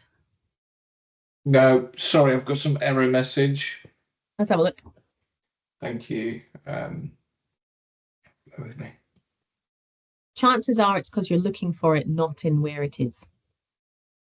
Yeah, so you're not currently in the R data project at the minute. So you're in your intro to R test project. I can tell because in the top right, it's saying that. So if you need to navigate to the intro to R data project that you opened earlier, if it's not in this list of downloadable, what I was saying is I suggest you just shut this version of RStudio. Are you doing this? You're doing this locally on your computer, right? Yes, yes. Okay. So if you close RStudio, that's it. And then you use your file explorer to go to the intro to R data project that you downloaded, wherever that was. And then you double click on the little R project file within there. So I don't know where you saved it, probably somewhere on your documents, but it was, this is the original. Yeah, exactly. So there's that little intro R data with the blue Irish. Further down, the R project, that one. Yeah, double click on that. That should open RStudio in this folder. And so you should natively be able to see those files. So you double click on that R data one. Is it opening? I think it might have opened, but we're not seeing it. Yeah, it's having a think. Okay, and then the bottom right, currently you're seeing the packages. So if you click on the files tab instead, there we go. So you've got the right things there. So you can go through those steps to import that data set as well now. So in the environment tab above, the import dataset button just under environment on the top right. Yeah. There. Yeah. So import using text from reader. There we go. Browse and choose the capacity AE dataset. And it should give you a nice little preview. And that's the error. It says, is this a valid CSV file? There is no package called vroom. That's very bizarre that it wants you to do that. Okay, close the editor.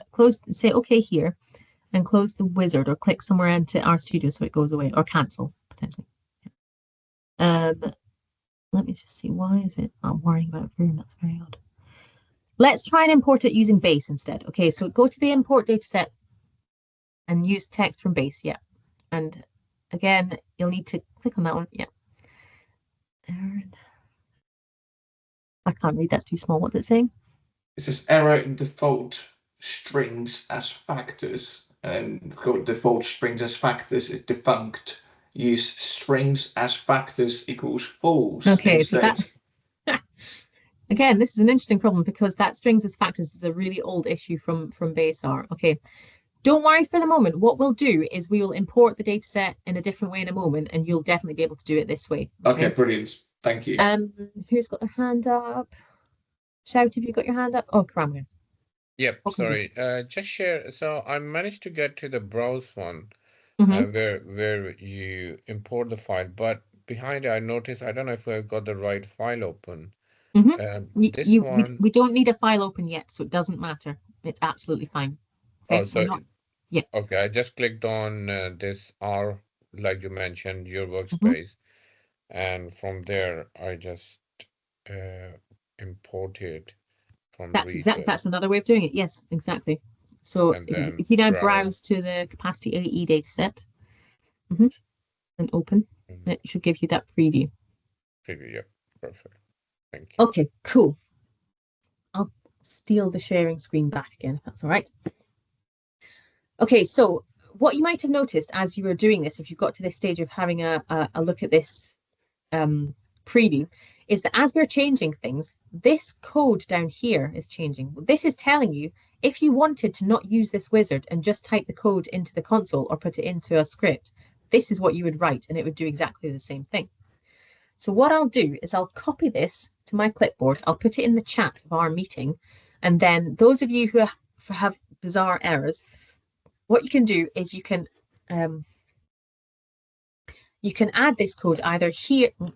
No. That again. First capacity AE. You can put this code either here and then Control Enter to add the reader library, load the data and view it, or you can put it in here and just press Enter. Okay, so I'll pop it into the chat.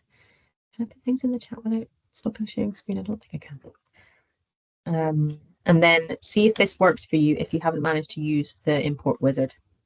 Okay, so you can just copy what I put in the chat there. Let me just tell you what it's doing, that bit of code. So we're opening our book that is the package called Reader that we should already have installed probably. If it's telling you you don't have that package installed, just say, yes, please go get it. Then what we're doing on this next line, share screen again actually, is we're creating a new thing, okay? We're calling it capacity AE. This little arrow then dash is called the assignment operator. Don't need to know that necessarily. But what it means is I want to make a new thing. This thing is called capacity AE, and the thing is what you get when you read the CSV called capacity AE.csv. Okay. Let me run these interactively. I've just Control Entered to run library reader, and you see it hasn't complained. We've already got reader in, so it's absolutely fine. Run this one, and it's created this thing in my environment called capacity AE because that's what I asked it to. And it's also telling us it's 68 observations of 5 different variables. That sounds about right. It's giving us a little bit of information as we do this as well. Again, you can just ignore this. I'll come to you in a moment, Patrick, one sec. And then we can run view capacity AE with a capital V here, or we can click on this little dataset button here. What this will do is it'll show us the actual dataset. Okay, so we have loaded it into R. We've got a thing called capacity AE, which is that dataset. Patrick, was it not working? I'm afraid it's not. It says error in view objects are not found. Okay, can you share screen again, please?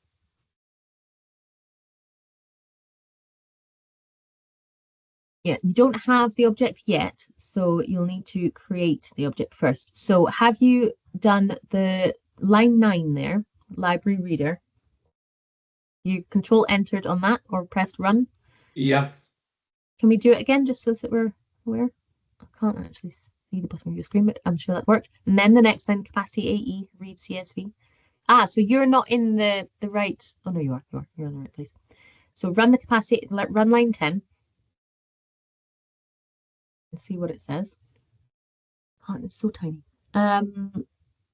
Okay, so it's telling you there's no package called Vroom, and for whatever reason it wants you to have Vroom. So what you can do there, let's install Vroom. So you see on your line 4, yeah, you can do this. Yeah, install.packages and Vroom in quotes, either single quotes or double quotes.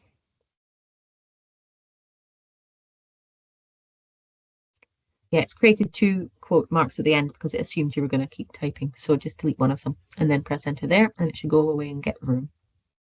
Occasionally you'll hit issues with trying to get packages, and it is usually your system. If it's, it's got some IT security stuff that blocks you from going and getting them.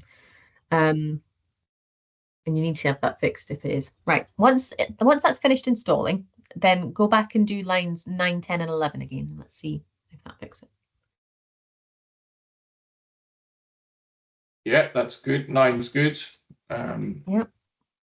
10 is got error. There is no package called vroom again. Let's have a look in your packages list because you did literally just install it there. Go down to the V's, which will be near the bottom, and see if you can see Vroom in the list. No, not at all. Oh, interesting. In your console, can you scroll back up? I can't actually, it's too small, I can't read. So I'm just checking if we got to the bottom of that pile of stuff it did when it installed Vroom, if it gave us an error message or not. It looked like it did okay, but maybe I just can't see because it's teeny tiny. Can I make it bigger anyway? There you go. Yeah, there you go. Very good. Okay, so where is our installed Vroom? Where's the code? No, it didn't want you to install Vroom. You've got a problem with installing Vroom. Why have you got a problem? Try it again. Let's figure out why first. What version of R are you in? Perhaps that's why.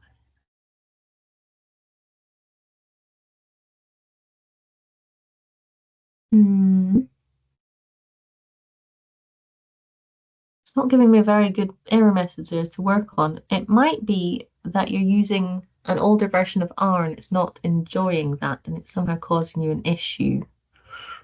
Can you go to Tools, which is in the very top,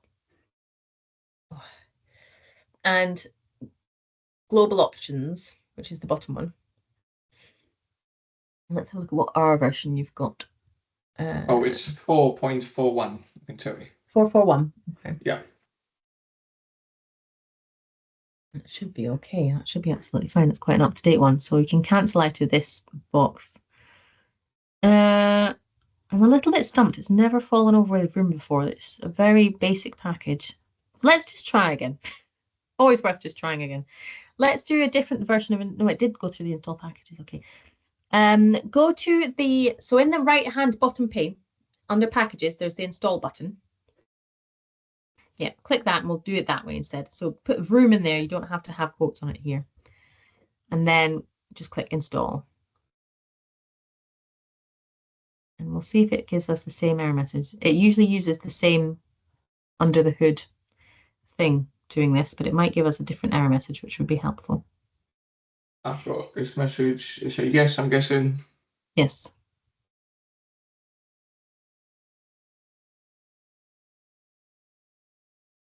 That's looking better. It's looking similar to me. Oh, okay, that's good. Okay. Let's go back to your script then and see if we can load the capacity AE. This is a really basic process, so I'm apologizing that you're needing to go through all this. It shouldn't be this, it's never this complicated. And most of you on this call should hopefully have found that it's quite easy. So lines, you won't need to repeat line 9. We've already opened the book a few times. Line 10. Let's run it and see what it does. Did that give an error again? I can't see the bottom. Yeah, and that's really odd, Patrick. I don't honestly know. Shall we abandon it for the sake of everybody else? If that's all right, but what we'll do is I'll come back to you and we'll figure it out after we've done the rest of the session this morning, if that's all right. Sure. Sorry to be trouble, but thank you. Don't worry, it's not you that's being trouble, it's computers, and that's always the way. Okay, let's get back on track. Where were we? Where was our slides? Right, we have loaded in some data. Hopefully you've managed to load in some data as well. Slides. So we've browsed to the right place, which is our capacity AE dataset. We've given we've been shown a preview to say whether it looks reasonable. Are these things, is it a number? Is it expected to be a number? Is it a logical? Is it a double? All that kind of thing. And it's given us the code that if we want to, rather than use this wizard next time, we can just put this code in our script and run it, and it'll do the same thing. It'll load it into memory, or you can click import on the wizard. And I've already said this. That's the code that it'll spit out for you. In the editor, once copied from the wizard or shared in a script, you can run this code as we've just said. So you're opening the book reader because we're using reader CSV, read CSV function to get this CSV data into your area. So that was a nice CSV. It didn't have many problems with it. In the real world, you will be given data to analyze that is really messy. It has a lot wrong with it. So actually, before I do this, it's 12:05. We're going till 1 o'clock. We were going to have 2 breaks, weren't we? Shall we have another 5-10 minute break? Or shall we crack on? I don't know how people's energy levels are feeling. If we have a break, I can work with you, Patrick, to try and figure out your room issue just now. Shall we? Let's have 10 minutes. Let's have 10 minutes, a bit of a comfort break, and we'll come back at 12:15. Does that sound okay to everybody? And Patrick, if you want to stay on, or I mean, feel free to have a break if you want or need one. But if you want to stay on, we can figure things out. I'll happily stay on, thank you. Okay, cool. Give me 1 minute because someone's just knocked on the door. I'll be back. Of course, okay.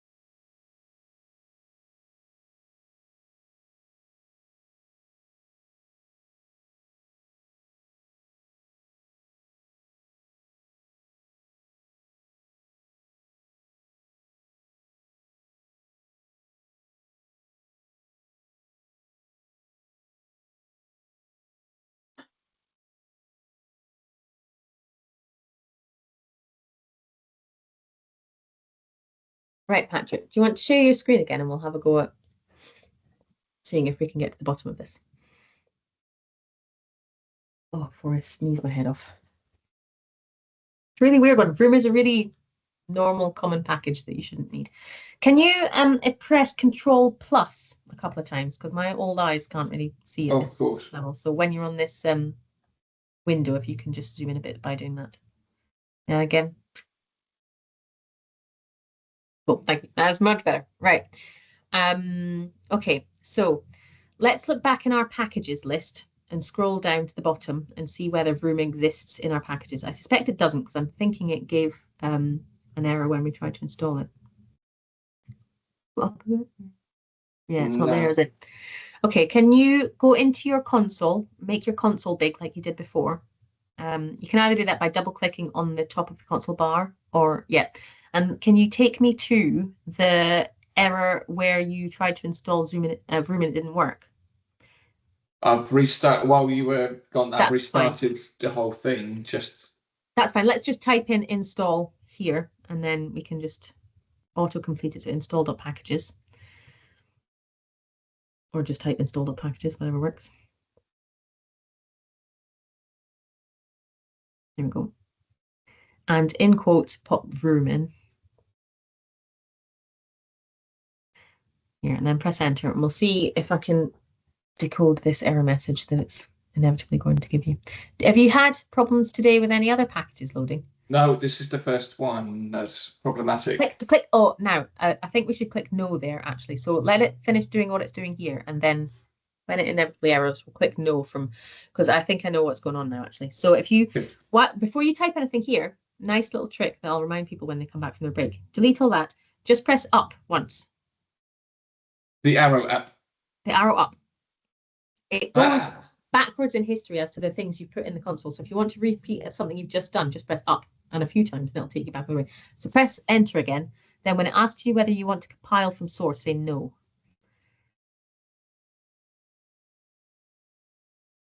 Say no. Yeah. This should solve it, I think. Okay, cool. Let's go back to your source and try the line 10 or whatever it was, your text. Yeah, so in your source file. Yep, line 10 it was, to load in capacity AE with read CSV. Yeah. Let's do that. Yay! It's worked. Magic. So the reason that didn't work was because you won't have something called R tools. This is probably going to get way too deep, and you don't necessarily need to do this. What packages are, a package is basically a bunch of different files, that some of which are essential for building that package into a usable thing that is like the app. And some packages come as the bunch of files, and your computer needs to smush them together into the usable thing. But you need something called R tools to do that. And that's a separate program that you won't have because you just installed R. So when it was asking you to compile from source, and you said yes, which it was my fault to say, I couldn't see what it was saying, so I just said click yes. Sure. It was going away to find R tools to do that. It was going, I can't do that. I don't know what I'm doing with this. And so it errored out. So it's saying, no, don't compile it from the source files, compile it from the binaries, which is the smushed version, okay, which makes it easier to do. So, yay. Do you want to have a 5-minute break then? And we'll Absolutely. come back? I was thinking of you to have one as well. So thank you so much. No worries. Cheers.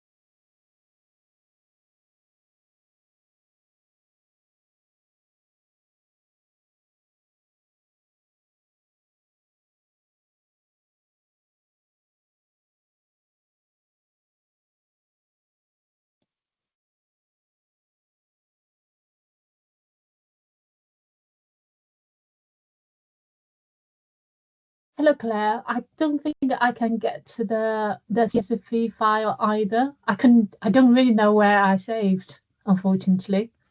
Okay, you want to share screen? Yeah, I did try to change the working folder. Okay. I was before in the cloud project. It said that there's just no, couldn't find the, what is it called? And I changed to cloud home. I couldn't find it either. I simply couldn't. Sorry. Can you click on your workspace at the top? The blue words, your workspace. Yeah. We'll see what's in there first. So the intro R data one is the one we need to be in. Yes. Okay. So that's the project that we had, that you got from GitHub, that had all the data in it. So that'll be the one we need. So when we're looking for capacity A&E, it'll only know in this project where that is because it's in here. From the cloud, I couldn't really find how to get to different places. Yeah, it takes a little bit of getting used to in Posit Cloud.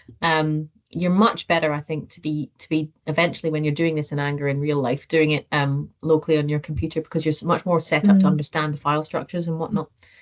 So do you want me to help you get the... to me to where to save. That is why I couldn't really... Okay, anyway, sorry. Do you want me to help you get the data in, or are you happy to follow the instructions? Yeah, I think I probably can kind of copy what you have copied and try that to see. I mean, let's either that or why not do that? Nobody else has done that yet. Do that. So what you can do actually is you can highlight all three of those rows, rows 3, 4, 5. Yeah, and then either Control Enter or hit the Run button, and it should do all of them together. There you go. So you've loaded in the Capacity AE dataset, and you can see that because in your environment you've got something called Capacity AE. Okay. Hi everybody, welcome back.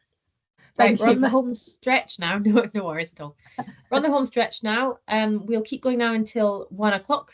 I'm hoping to get towards the end of these slides. We might not get there today, but that's absolutely fine. I think we've done a lot of useful learning already. And it's always a work in progress. Before we start looking at the messy CSV, I wanted to show you one extra thing, which I did on Posit Cloud, didn't I? Resume, come back. To give you a little bit of info about datasets as well. Come on, where are you? Okay, so when we loaded in the Capacity AE dataset, hopefully everybody's managed to do that. It's here in a list of things that we have. We know it's a dataset because it's got observations, which is what it calls rows, and 5 variables. And we know we can see it in its entirety if we click on this little, I think it's just a tiny little table icon. There's also this arrow here. And if we click that, what it's going to give us is information about what this Capacity AE thing contains. So it's showing us the column names that we've got. We've got site attendance 2018, staff increase, and it's telling us what kind of thing is in here, the trues and the falses and all the rest of it, and showing us the first few actual examples of those that it hits in this data set. Okay, so that can be really, really useful to understand the structure of what this thing is. Okay, this Capacity AE data frame, or Tibble as it actually is. So feel free to use that as well. You can just click on the name of it to load it here to view it. It'll just bring it up in a new little tab here, and you can view it. Okay, let's go back to the slides. So that data set, the Capacity AE one, was kind of a well-behaved data set. There weren't silly things in there. You will come across data that has silly things. Let's have a look at how we deal with that.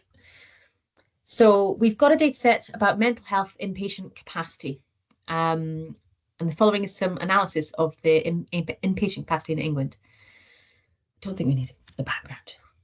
The data is, this will mean more to you guys than it will to me, the KHO3 returns, which is the bed numbers and occupancy by organisation that's published by NHS England. We got this data by scraping it from the NHS statistics website, which you can do yourself clicking this link. And it's partially clean data, but it's not completely good. Accessible spreadsheets is the way that a lot of us get a lot of our data. So a lot of health data should be publicly available. And so a lot of the sources we get are from the internet, and we'll show you how to load things straight from the internet in a bit. The government data standards are there to ideally make all that data accessible so that it's very quick to go from a data set someone supplied to being able to actually work with that in Anger in your computer. So we're going to import a messy data set. It's called beds data in our list. So click on the file beds data in the files pane, which is in the bottom right, and then import data set. So let's do that. So I'll keep forgetting that I'm in Posit Cloud to do this. So beds data, and I just clicked on the name of it there, and it's given me these options to either view the file, which will do this thing, or import the dataset. Funnily enough, let's import the dataset. Okay. It'll bring up this wizard again, and again, we've got a bit of a preview here, and it'll assume what we want to do with the code if we want to do code. Who can see anything a bit awkward about this dataset that we might want to fix before we import it? Please shout or put your hand up. Yeah, Andrew. The titles are all in the wrong place for the columns. Good. Yeah. So we've got title here, but this is actually the title that we want it to be, right? Similar, this is the KHL3 returns, which is a decent title. And then we've got these automated 3, 4, and 5 because it doesn't find a title here. Okay.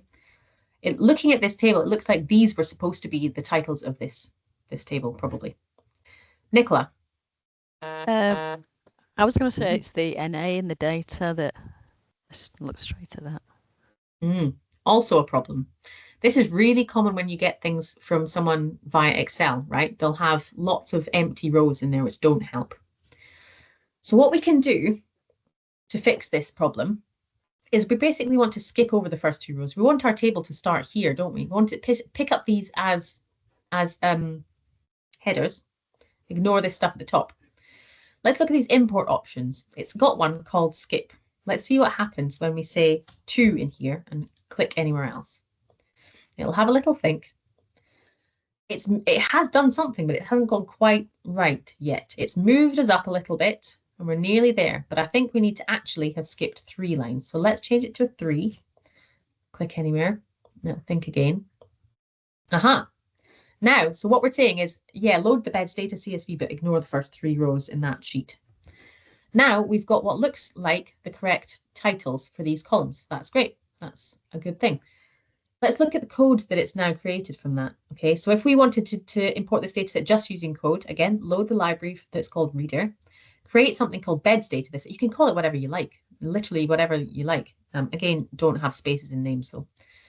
Beds data is what you get when you do read CSV on the beds data CSV and then skip equals 3. So this is an argument we're giving to the read CSV function to say skip the first 3 rows and then view it. Okay, so that's what we get there.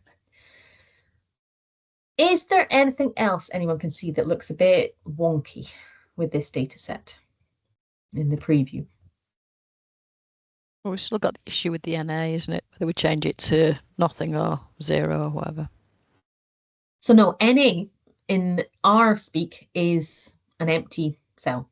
And that to me looks legit here. Maybe these particular, or are they trusts? These trusts haven't submitted data on this or don't have it. And that's legit, that's fine. So I would just leave that as is. Is there anything anyone else can see that might be a problem?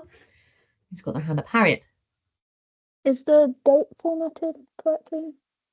Say that again, sorry? The date formatting. Yes, good.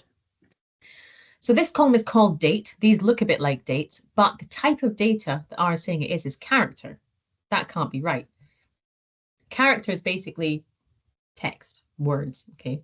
So it would not import this and work with it like it was a date natively. I'm assuming that's the thing that everybody else spotted that had their hands up. If you spot anything else, let me know. So that's really good. Yes, we definitely want to change that. Let's click this drop-down menu. We can change this ourselves. Let's change it to date. Yeah, funnily enough. It's going to ask us, what is the format of the dates that it's expecting to see here? When we use our human brains, we can see this is going to be day, month, and year, 4 digits. So we're going to put that in here. It's defaulted. So when we enter a date in a format in R, it's done in this gobbledygook looking way.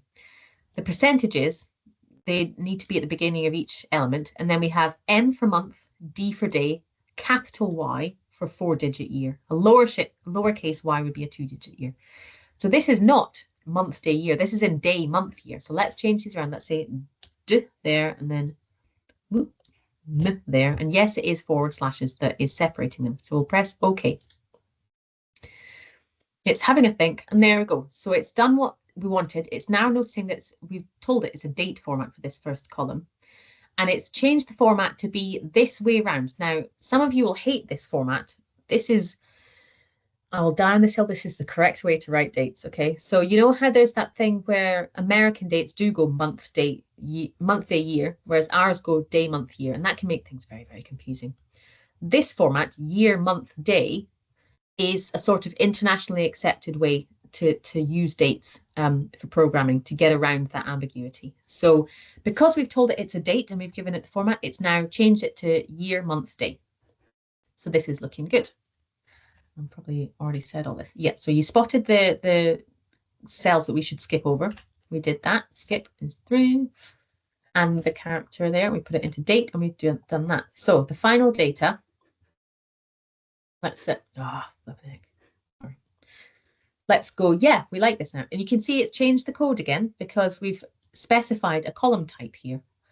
Column type, date, the column called date with lowercase d is a column date. The format is the one that we gave it, and we still skip the first three. Let's import what we've got there. And here we've got the beds data. It's created this thing because we told it to call it beds data, and it has. We now know that there's 4,558 rows of this data set and 5 variables. Hopefully everybody's got that and managed to import that data set. And that is how we can import messy data.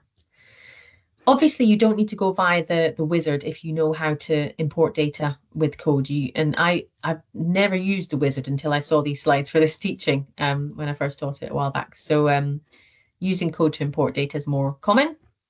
The wizards are there to help you though, so make use of them. Right, I mentioned importing data from the web. This will be something you want to do quite early on. So let's have a look at how we do that. So we can import data using a URL that takes us to a data set online. And it's an easy way of doing things. It removes a step in the reproducible analytical pipeline, remember the RAP, where a person is required to save the file first and then import it. We're all about making streamlined processes that don't have lots of steps in them, because the fewer steps there are, the fewer chances of errors there are. So if we can just tell R, okay, go to that website and get that data and bring it here, please, we will do that. So it starts the same way, or can start the same way, with import dataset. And instead of selecting a file, you copy the URL of the data you want into that box where it's asking for a URL next to browse. This is the data we're going to go and get. So I'll put this into the chat to make it easy for you. And I want everybody to try to import this dataset. So copy that link, probably by just highlighting it.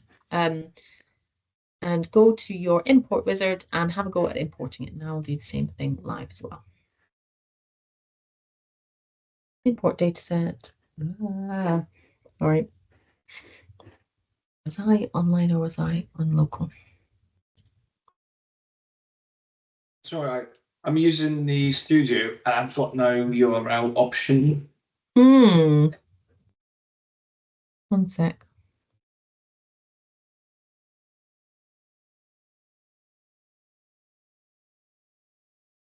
Is it just the same? Is it just the same as we did before, but we type that URL into the browse bar? Yeah. So let me show my screen again. Sorry. I'll bring it back to here. So the import dataset, it's still a CSV, and you know that because of the you can see on the end it's got a .csv. So we're still going to tell our studio to expect a CSV, a text file. So we'll do reader again if you managed to do reader last time. Let's import from text. And in this file/URL box, we can put that URL that I put into the chat.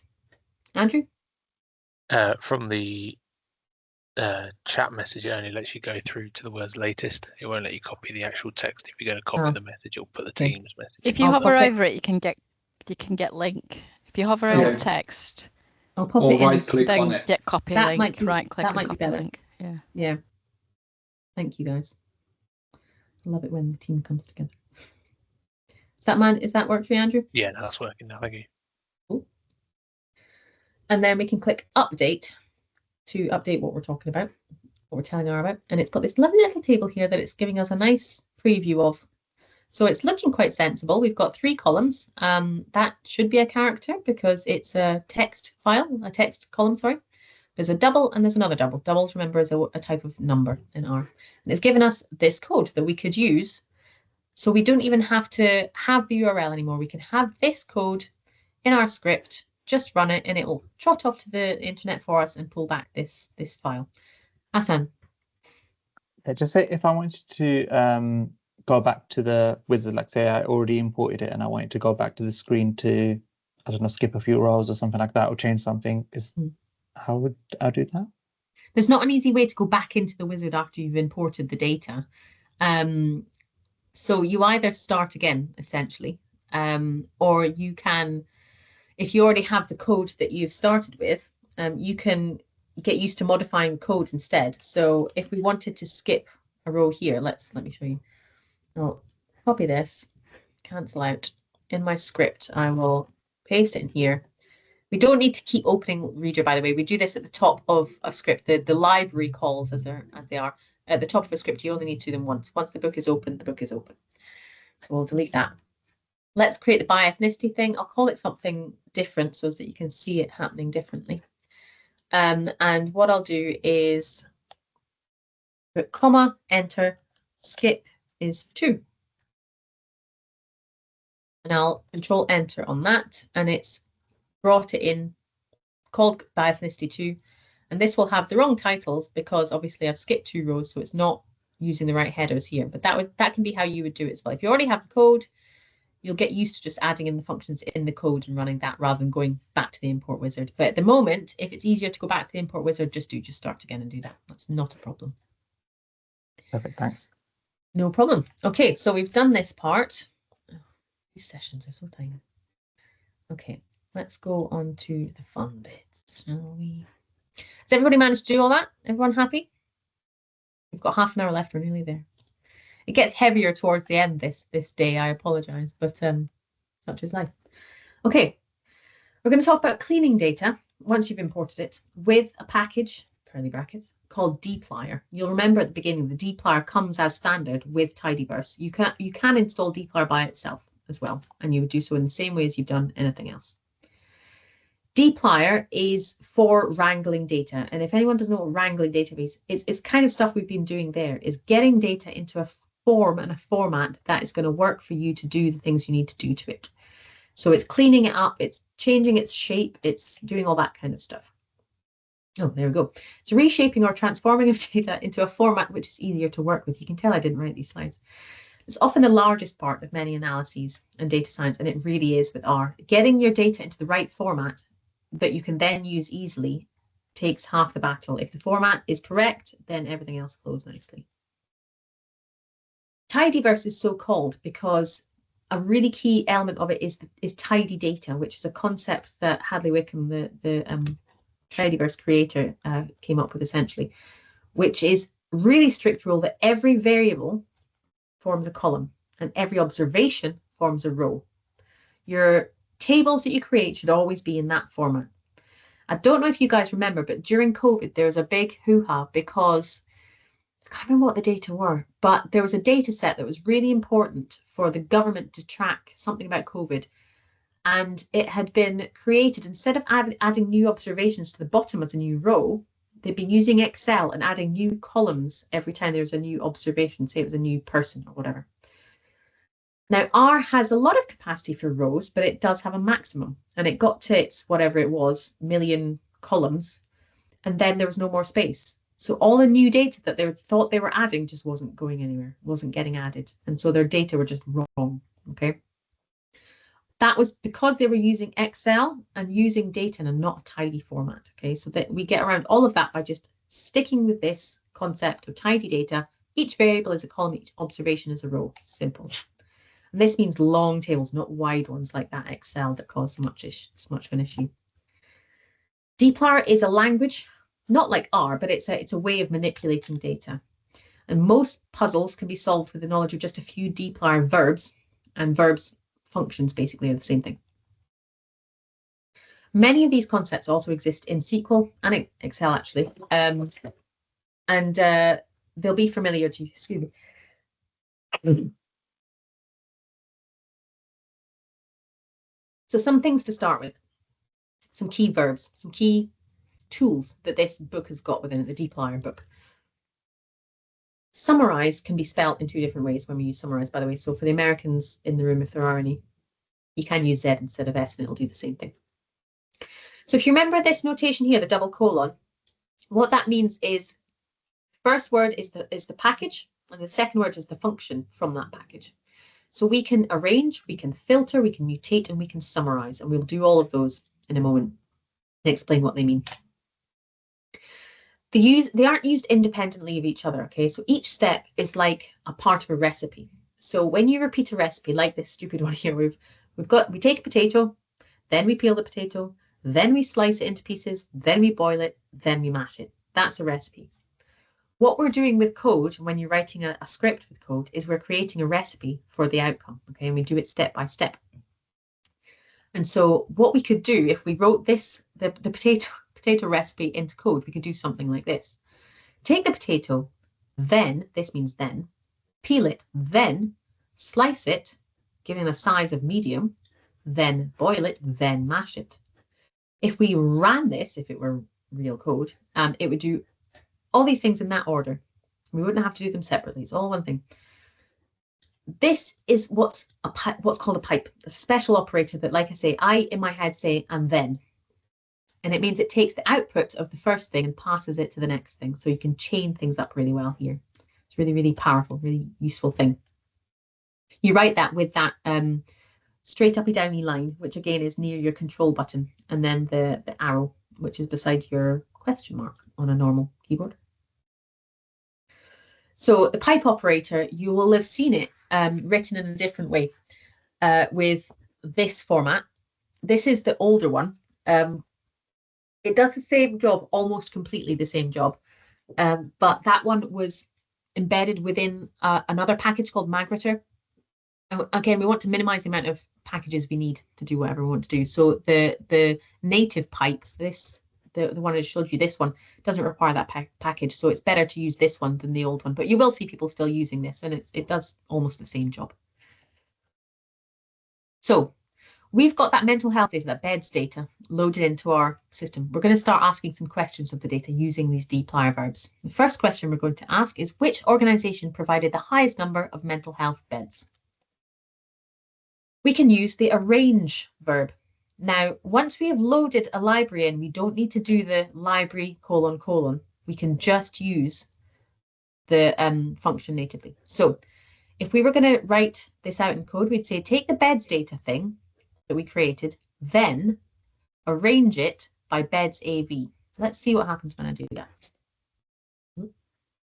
So I have beds data here. Let's get rid of all this just to be clean. And if I paste that in here, take the beds data thing, and it has to be exactly spelt right as you've got it here so it knows what you're talking about, and then arrange it by beds AV. This might tell me that I haven't loaded the digress. Okay. So what that's done is it's printed out the table in the console here, and it's done what I've asked it to do. It's taken the data and rearranged it, as you would when you do that in Excel or whatnot, based on this column, and it's done it counting upwards. Okay, so it started with the lowest, and it's done, and it's done that upwards. That's a really bad way of explaining that. Sorry. We want to know the highest number of beds though, so we can add descending, desk, and wrap it in brackets. This works by itself. It's not part of arrange, it's a different function, but we can have it within this function to say, okay, arrange it based on the descending order of this column, beds AB. So let's do this again. Beds by descending AB, and I'll control enter on that. And you see it's printed out the top few rows, just the first 10 to give us an idea. And again, here we've got it arranged by beds AB in descending order instead. If your column is numeric, you can actually just do, I'll take the descending away, and a negative sign. Does the same job. Obviously, that won't work if you're trying to arrange it by an alphabetical column. Descending works better there. But here, if it's numeric, because minus works with numbers, it'll do as I say there with the minus number. So that's an easy way of getting that quick answer. We didn't put that into a script there necessarily. We just showed it in the console, the output in the console. So question 2, which 2 organisations provided the highest number of mental health beds in September 2018? So now we're doing a similar question to the top one, but we want to take a slice of our data, and within that, what is the top number? We'll use a range like we did before to get the highest number, but we only require the observations with the date September 2018. And if we're taking a little subset, we use the filter verb from dplyr. So the expression inside the brackets should return a true or a false. In R, we have this thing with double equals. If you have a single equals, you can think of that like saying this thing is this thing. If we have a double equals, what it's saying is exactly equal to. So what we're saying here is take the beds data, then filter as an only keep the rows where the date column is exactly equal to 2018, 1st of September 2018. Okay, and let's run this. So beds data filter date is 2018. Control Alter. Right, so you can see what it's done here. It's only brought us back 217 rows where we had this date, because we said only amongst these things. Okay, we would then need to do our ordering step, wouldn't we? If we wanted to exclude that date and filter based on not rows with the date, that date, we'd have the exclamation equals. That's the inverse of double equals. So then after we've done that, we've taken our rows that have that particular date, then we want to arrange it like we did before by the descending order of the beds AV column. Let's have a look at that. So remember, if we want to see what we did before, we can scroll back up in our console and all the activity we've got is there. So let's run this one. So we've only got 2018 based rows, and we've ordered them now by descending beds AV. So what we've got is our answer here. What was the actual question? Was it how many? The top 2 or something? These would be the organisation names. East London, Nottinghamshire Healthcare would be our answer to the question of, within this date, what were the 2 highest beds? And whatever the question was. Okay. You can start to get a feeling for how piping together lots of different functions can get really, really useful. Okay. Finding the top 2 and only returning the top 2 we can do by having a slice of that data. And slice underscore head is another function we can pipe onto the end of this. What we're saying here, take a slice from the top, head means the top, funnily enough, tail means the bottom, and take the top 2. We're saying that this slice head function requires an argument of n equals 2. Let me do that, and I'll show you what I mean by that. Might be dead obvious, might not. So if I take that out and I say, okay, I'll type this in. So we've taken the beds data, we've arranged it by descending, then we filtered it to be just those 2018. Then we wanted to slice, and if I write that, it gives us all these different options. Okay, we wanted slice head because we wanted the top. If you hover over this, it also gives you some information, which is really useful. And it's telling you it's coming from the dplyr package, also really useful. So let's click on that one. And it's also here telling you what it's expecting. It requires a data set. We've already piped in our data set. Then it requires an n, and you can optionally give it a proportion. And this by equals null. Ignore those, but we'll give it an n. N equals 2. And let's, with our cursor anywhere in this function, Control Enter, and it's going to return us those 2. The sliced top 2, the East London and I can't say the word, Nottinghamshire Healthcare Trust. Okay, so that's dead easy. Dead quick, and the autocomplete really, really helps you there if you can't quite remember the name of a function. Right, next question. Which organisations have the highest percentage bed occupancy in September 2018? We use a range to find the highest. We're using a different column now, remember, not on beds, we're on occupancy. Then we'll filter it to that date. We don't have a percentage variable in the data. Let's make one. And this is another really, really important verb that we get in dplyr. It's called mutate. Mutate means make a new column. Okay, so what this is saying, take beds data, make a new column, we'll call it %occ, call it what you like. is, we're assigning it this thing, we'll take the occupancy average column divided by the beds average column. So we've created a new variable on the fly that we're going to use to arrange our data set by. Okay, let's copy this and pop it in. And here we go. Only 2018s. We have filtered it by the date. We've got our percentage occupancy variable here. You can satisfy yourself that it is doing what you expect and dividing one of these by the other. And we're arranging it by the inverse, which is descending numbers in that percentage occupancy variable. What is the mean number of beds for the whole data set? Okay, let's first look at how we produce summary statistics like mean. And then we'll see how this can be applied to different groups of data, like for every organization or whatnot, where you've got multiple rows per group. So summarize, we mentioned at the beginning, you can spell it with a Z or an S, doesn't really matter. We're going to use the summarize verb. And what's that's going to do? We're going to create a summarize thing called mean beds. And we're going to use the mean function, which is in base R, to take the mean of the column beds AV. Show you this. I'm just overwriting these bits here, by the way, because I don't need to keep this these things that we're doing in this script. But you if you wanted to keep them, you could just keep them and come back to them another time. So interestingly, this has given us a tibble, which is a type of table. It's only 1 by 1. It's given us the column heading of mean beds and one entry that's NA. Can anyone think of a reason why it's done that?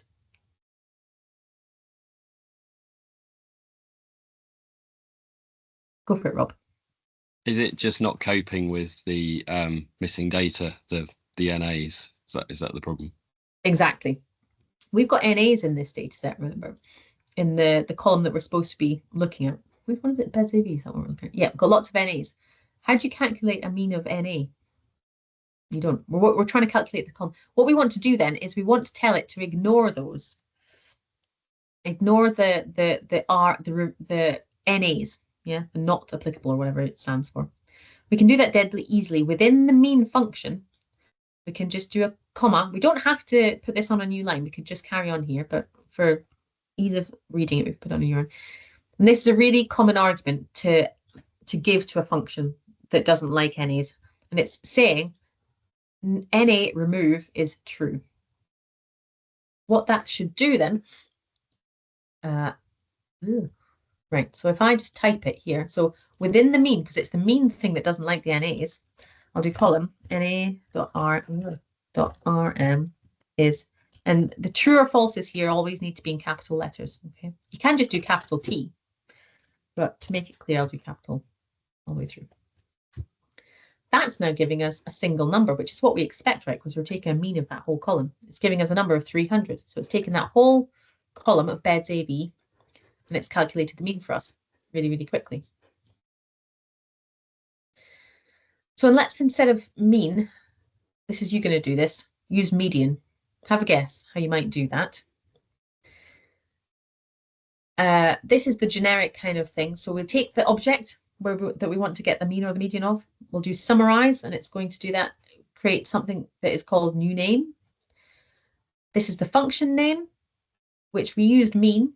You might want to use something different when you do this. Give it a column name and tell it whether you need to remove NAs or not.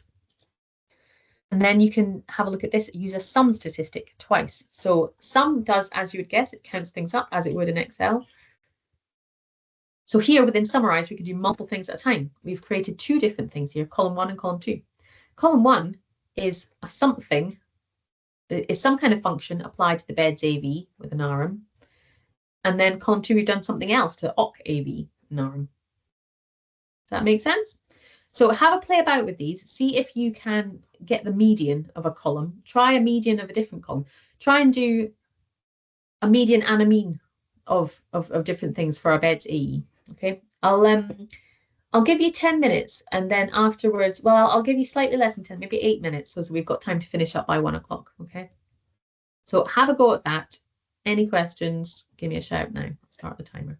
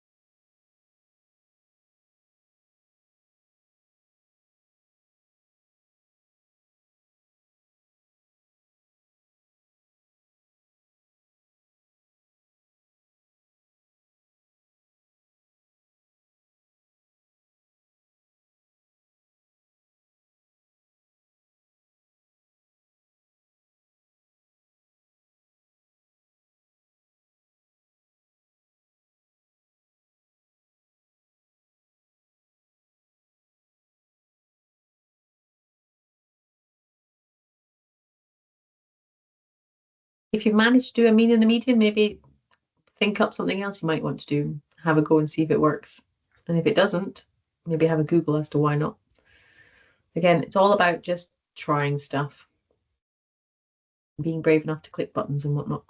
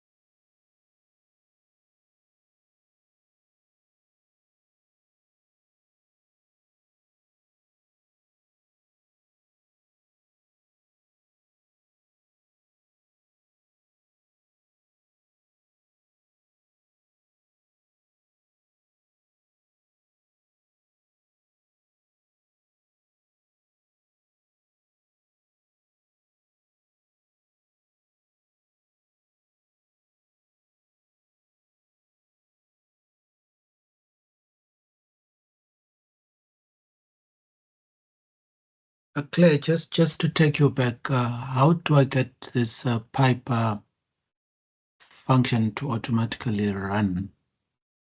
Share your screen.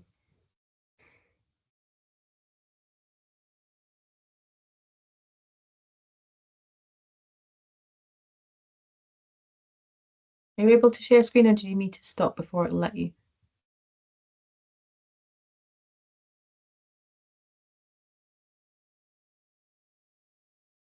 Great.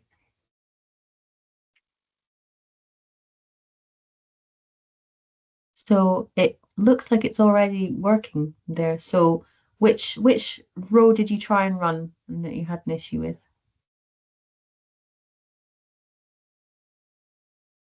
You're on mute if you're speaking, by the way.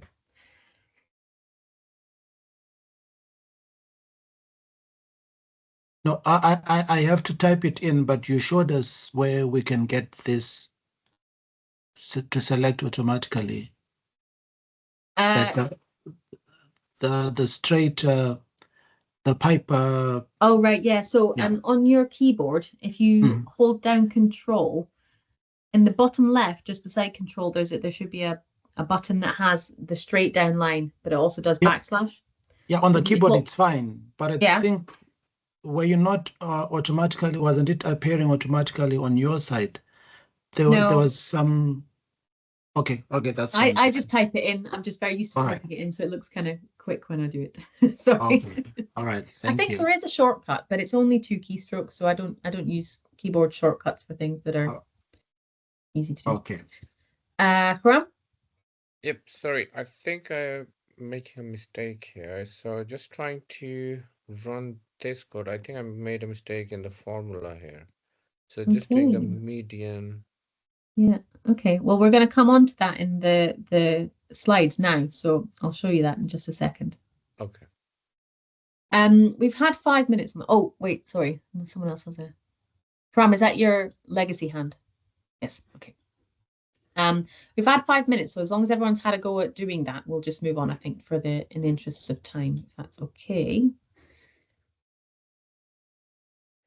Okay, so this is how you would do a median. Okay, so you could take you don't always have to do these piping things. Okay, you could just do in your console median of whatever, and it would work. So beds data, then summarize it by creating this thing called median beds equals the median of beds AV, comma, NARM is true.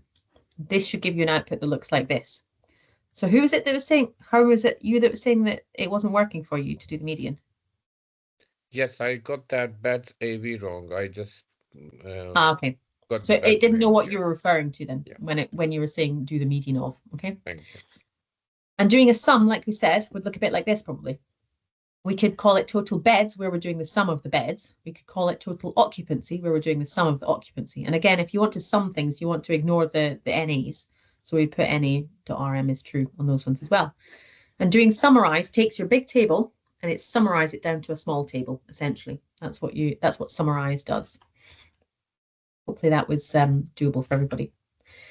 We can apply summarize to groups to automatically get the summary for lots of different groups immediately. Okay, so let's just do that quickly.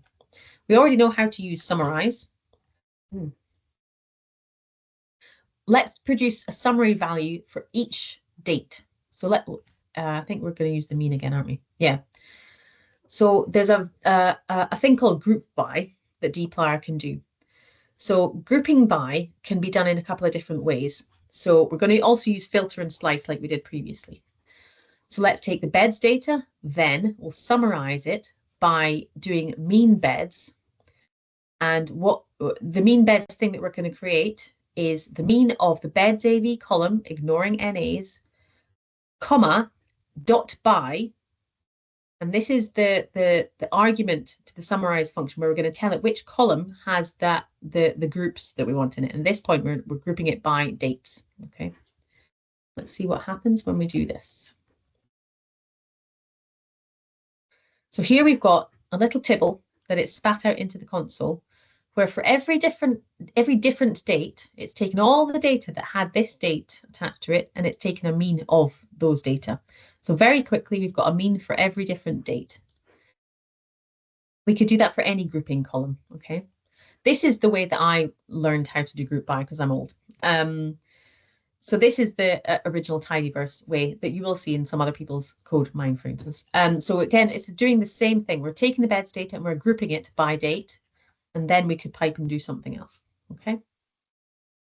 If you group something, you also need to know how to ungroup it. And unsurprisingly, it's dead simple to do that. We're not going to take that break because we're nearly done for the day. At the end of this, we've got various different exercises again that you can do, but I think I'll just run through them. We only have like 2 minutes left in today. So rather than you sit and do them, I'll show you the answers. We'll work through them a little bit, but I would encourage you this afternoon or later on after you've done the whole course to come back to these and have a practice, have a play. So we're going to try and figure out which organizations have the highest mean percentage bed occupancy. So this is going to be using summarize and summing for the total beds and total occupancy.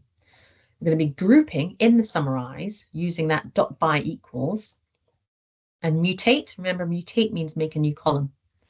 The new 2-column data frame to create a percentage using the totals of occupancy and beds. That sounds like a lot. And then we would order it to find the highest by using a range. This is what that looks like in its entirety. So we take the beds, we summarize it. We want to create something called total beds, which we define as the sum of the beds AV, ignoring NAs. Then we want to create total occupancy, which is sum of occupancy, removing NAs. And we're going to do each of those grouped by organization name. So for every organization name, we would get an entry for total beds and total occupancy. Then we're going to make a new column in the summarized data set and create something called percentage occ. And that's this thing we've just created divided by this other thing we've just created. This is pretty powerful. This is stuff that SQL struggles with, okay, to do this cleanly and this nicely. And then on the arrange, we want to arrange it by, on the end, sorry, we want to arrange it by the descending percentage occupancy. Okay, you can do it the other way as well. So you can do it using the group by as a, rather than the dot by. They do exactly the same thing. Let me just run that one to show you what it will give you, to convince you that it is giving you what we want. So again, it's created a summarized data set from that big data set that we had for one line for each of the organizations. And it's given you the total beds that we calculated on the fly and the total occupancy, and it's created the percentage occupancy variable as well, which is 1 divided by the other. So you can start to see how chaining together these things is a really, really powerful way of working with the data. Saving this into a script means that we could save this .r file. Let me save it because it's still untitled, it's ugly. Whatever we'll call it, doesn't really matter. And we'll just save it wherever it goes.